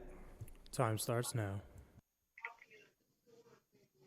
Good afternoon. My name is Alexander Bender. I'm a co-founder and the managing partner at Trilocks. We are a Greenpoint, Brooklyn-based design, custom fabrication, and millwork practice that specializes in locally sourced sustainable wood.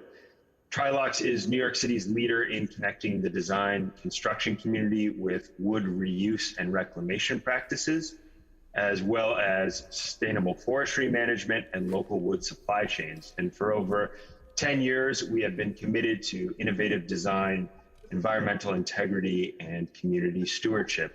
And we proudly serve in a leadership role within Forest for All NYC. I'm here today to not only lend another voice to the choir, raising awareness about how crucial it is to support and expand the New York City urban forest. We believe the city needs to set the goal of at least 30% canopy cover by 2035, provide additional resources to our Parks Department, and develop updated legislation and incentives for tree protection and expansion on private land.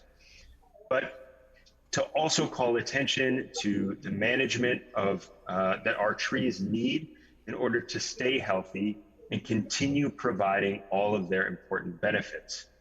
Expanding the canopy and bringing these benefits to underserved communities that do not have them is essential and is just the right thing to do. But there is one thing that we can do once these trees have finished serving us as standing trees to preserve their environmental benefits and further bring value to our community. And that is salvage them and transform them into usable timber.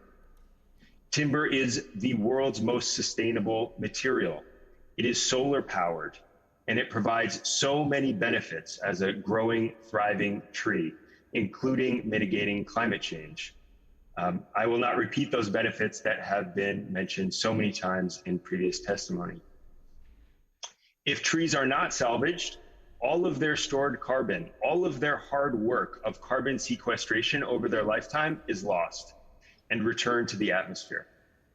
Trees can be a part of the solution to climate change only if they are thoughtfully managed and salvaged and their wood reused.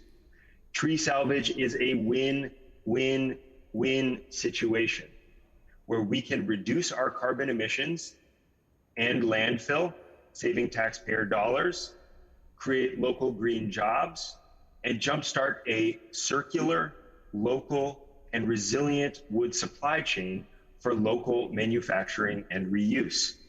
Trilox is exploring this in partnership with forest managers at Parks and Greenwood Cemetery, amongst others. And we are developing innovative practices that we believe can turn into policy with impact. We have the opportunity here to strengthen our forest and community together. And we can do that with thorough policy and systems thinking, as outlined in the Urban Forest Agenda, from planning to planting, to care, to salvage. Thank you for holding this hearing today, making trees a priority, and the opportunity to testify. Thank you so much. Next, we have Lucy Cotin. Time starts now. Hi, my name is Lucy Cotin. Thank you for holding this hearing. I have been working with residents citywide to save trees and the natural environment. Today, I'm not only speaking for myself, but I am also speaking for the New York City group of the Sierra Club. The New York City group consists of over 15,000 members across the 5 boroughs of our city. I will abbreviate my testimony because much has already been said. I won't repeat all the wonderful benefits of trees. I hope we're all familiar with that now. We also know that urban trees are disappearing across the country right now. We also know that low-income communities have far less tree coverage and canopy than wealthier communities. The Parks Department under Commissioner Mitchell Silver planned to remove 83 mature, healthy trees in Fort Greene Park, so far halted for the moment by a Sierra Club and community lawsuit, but it is still pending. The city now plans to demolish the elevated, pristine green space of Wagner Park by Battery Park City. A lawyer and vice president of Battery Park Alliance stated during Hurricane Sandy, it did not flood, it was on high ground. The notion that you need to spend several millions of dollars to tear up one of the most beautiful parks in all of New York City in order to reconstruct it strikes us as a bit of a scam. A couple more things. The city council should focus on maintaining our urban forests and not just focus on new trees that have a low expectation of survival. And furthermore, underlying reports when foiled for the East River Park project in Fort Greene Park, when released, were heavily redacted by the relevant agencies, denying the public of the underlying information, the decisions that were made.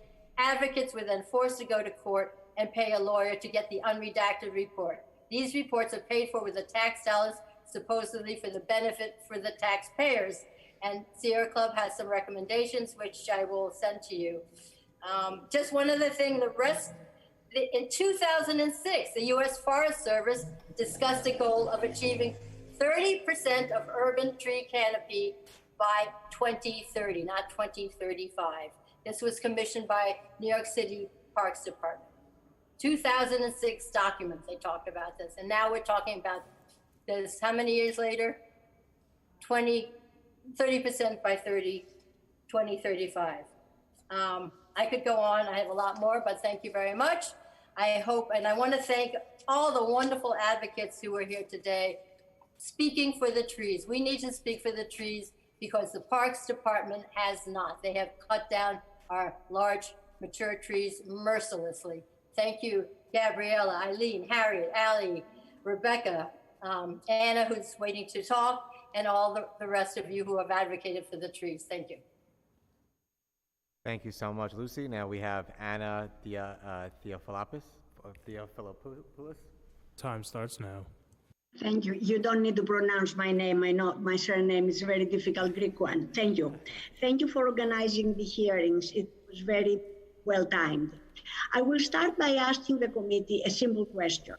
What are the connections, responsibilities, and accountability between city departments that seek to educate us about the importance of the tree canopy for heat mitigation, public health, and environmental benefits, and those which currently employ and oversee contractors who destroy existing, mature, healthy tree canopy under the East Side Coastal Resilience Plan in the southern part of East River Park and also adjacent NYCC communities in the Lower East Side and East Village, as previous speakers said.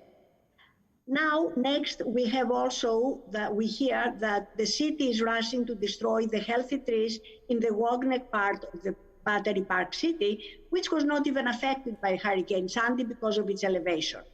And as others said, the city contractors will still proceed to destroy the remaining 300 to 400 remaining trees in the East River Park on the north side, despite their obvious failure to adequately address the unhealthy, toxic fumes emanating from the ground after the careless excavations and demolitions of all the structures in the southern part of the East River Park. Is there any coordination among the different agencies, city departments, and committees of this council between those who preach about the importance of tree canopy and those who are destroying it? And in today's hearings, we heard a lot of talk about planting new trees, both by council members and the park department, about the need for planting trees, but nothing about stopping the city itself from destroying its own trees. New Yorkers know about the importance of tree canopy. You don't need a degree in environmental science to know that tree canopy is provided by mature trees and not the small saplings that city officials are touting currently as the answer to the excessive heat already plaguing New York City. You can tell that by the large number of residents using parks, especially those living in environmental injustice neighborhoods. The argument used by the Parks Department and parroted by many politicians and others, oh, we'll replant for each tree cut down. It sounds good, but it is grossly misleading, because trees take decades to reach big tree status. What is taken away in canopy, carbon storage, wildlife habitat, and more in just hours will take decades to replicate. Time expired. So my plea to all politicians, including the chairman of this committee, is please stop reminding us of the importance of tree canopy for our physical and mental well-being. We know.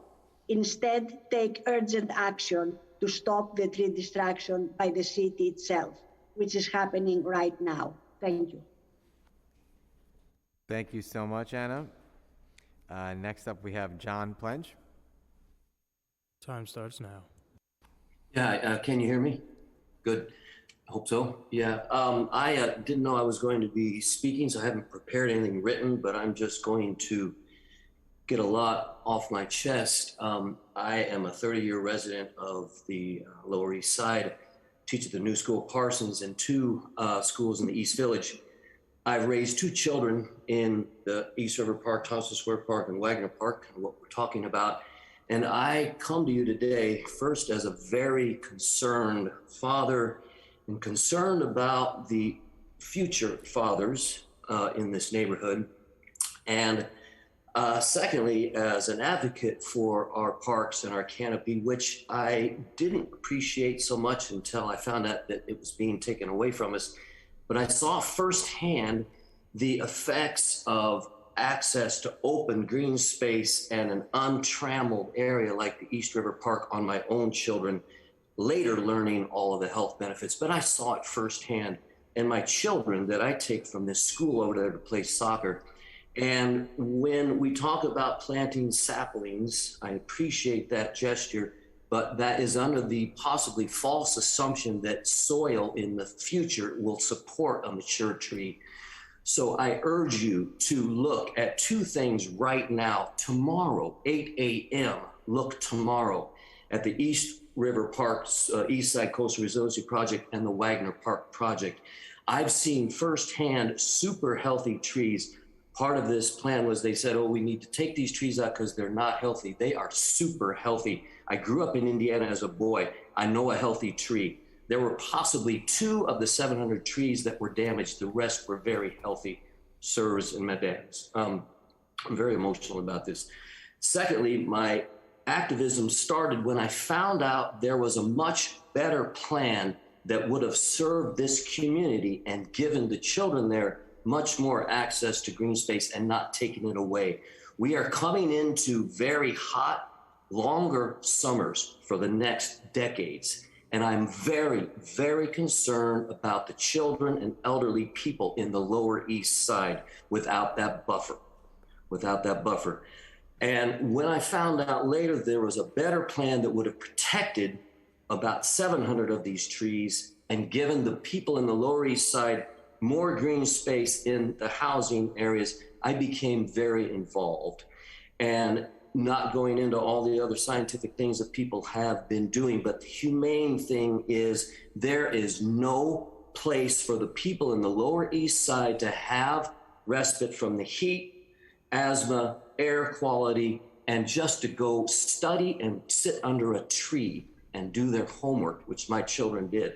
I am here for the future children of the Lower East Side, which will not see shade or cooling effects of trees for 30 or 40 years. And I urge you tomorrow to call a hearing on these 2 projects. Tomorrow, please. Thank you so much, John. That concludes everyone who was signed up for testimony, except for a few names I'm going to read now of individuals who had signed up, but it's not clear that they're still here. If they are, please let us know. If you're on Zoom, please use the raise hand function to let us know, and you can testify virtually. So I'll go through each name. One is Donnie Welch, Diane Katz,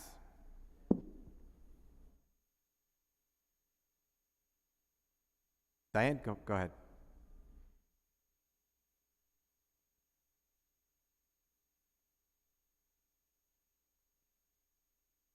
Diane, you can testify.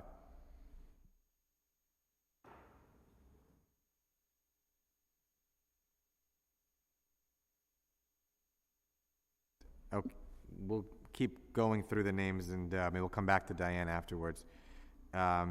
Wendy Brower, Alexis Gagne, Catherine Skopik. Yes, I can speak. Thank you very much, sir. I'm under Lucy's name. I've registered today. I thank you for holding this, and greetings, Chair Krishnan, members of the New York City Council and Committee on Parks and Recreation. My name is Catherine Skopik. I'm chair of the Sierra Club New York City group and delegate to Sierra Club Atlantic chapter. And I would like to say that the first thing I would like to say is preserve, protect existing healthy, mature trees. Any healthy, mature tree that's cut down is taking us that much closer to our climate crisis tipping point, from which we cannot return. Anyone who cuts down a healthy, mature tree is responsible, perhaps what could be considered a criminal act. We don't have 30 years. It's wonderful to plant new trees. It's important. We don't have 30 years till that tree matures, till we get the benefit of a full canopy. I want to thank Lucy for letting me know about this hearing. And I'd like us to look locally and globally. And before I do that, I would like to thank the Parks and Recreation Department for taking care of the trees in our parks. If you've never been to Inwood Park, go. There's some virgin forest there, the only place that we have it, and some very huge, beautiful trees. But the Parks Department has also done some what I would consider egregious, possibly bordering on criminal acts, by cutting down healthy, mature trees. I worked with Gabriella, helping with trying to save the Graniteville forested wetland. 19 acres of trees that were helping to absorb excess water runoff from these heavy rains, from storm surge and so forth, as well as so many species of mammals, birds, amphibians that lived there. This was their home. So not only did the Graniteville wetland with all its wonderful trees save the neighboring people from flooding, which have been flooded since those trees were cut down. About 85–90% of the trees were cut down, and they were very badly flooded and did not have flood insurance because they never flooded before, because they had the trees to absorb all that excess water. And in the East River Park, from what I understand, I went to the hearings where they were showing the original drawings from the plan that people in the community worked on for 4 years, and then someone came in with a brand new plan that the city worked on. And I'm not an expert on this entirely, but I've grown up in the country, I lived near, did a lot of hiking, camping in the woods. If you have to fill in dirt for the resiliency to prevent flooding in East River, you can add dirt to existing trees several feet up the trunk. It doesn't sound like a very ideal situation, but it's much better than cutting them down. We can't wait 30 years for all these trees to grow. So I think right now, if the Parks Department would say, this second, we're taking a pledge not to cut down any more mature, healthy trees. If you walk down Broadway from 14th Street, around where Grace Church is, you will see there's a bend in Broadway. And the farmer who sold the land there said, you can't cut this tree down. It was a very old tree that they could buy the land, but they could not cut that tree down. That's why Broadway bends there. I wish that we had more of that kind of respect for the natural environment, the sacredness. A tree is a sacred living object, our ancestor. You cannot cut them down. Parks Department, please, this moment, make a pledge not to cut down any more mature, healthy trees anywhere. Developers will have to do something else. Do not appease the developers. And also, I'd like to take a look globally. We have lost so many trees because of global warming, forest fires, flooding. Because the winters don't get cold, we have all these beetles, so we've lost huge forests to these beetles. California alone lost 600 million trees in the past several years, 600 million. And the boreal forests all around the globe, the boreal forests are forests that are out in the upper temperate region, going all around the globe. Those forests are essential, and some of them provide more carbon dioxide absorption than does the Amazon forest. And we're losing those forests because of man-made reasons, the Amazon, so they can clear the land to raise Ms. Goldberg, I'd encourage you to finish your testimony soon. Okay, one more minute. So please, please, Parks Department, continue with the wonderful work you do preserving our parks. Do not be responsible for cutting down one more healthy, mature tree. And thank you for holding this. And thank you, each and every one of you on this call, for the wonderful words. You really heartened me and all of us. Thank you. I'm sorry there are two of me here.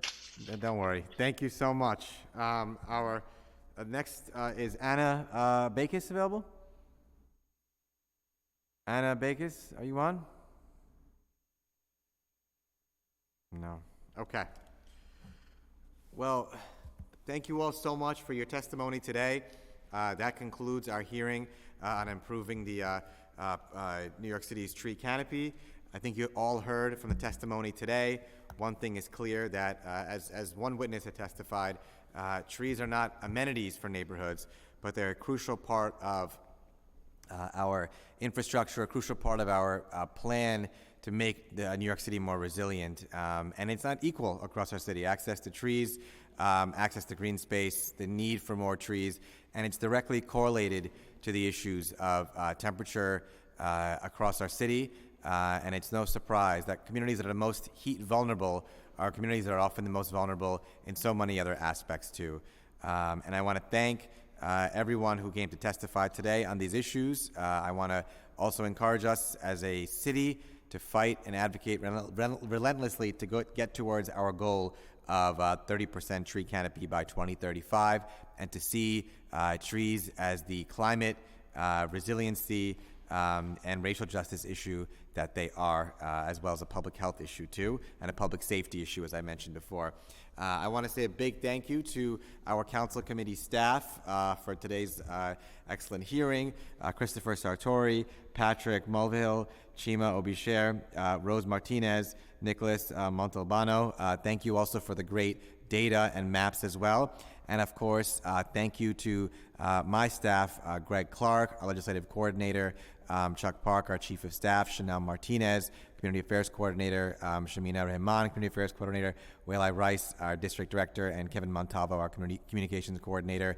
And thank you to all my colleagues too for today's hearing. Thank you to our council staff as well and our sergeants. We appreciate it very much. And that concludes the hearing of today.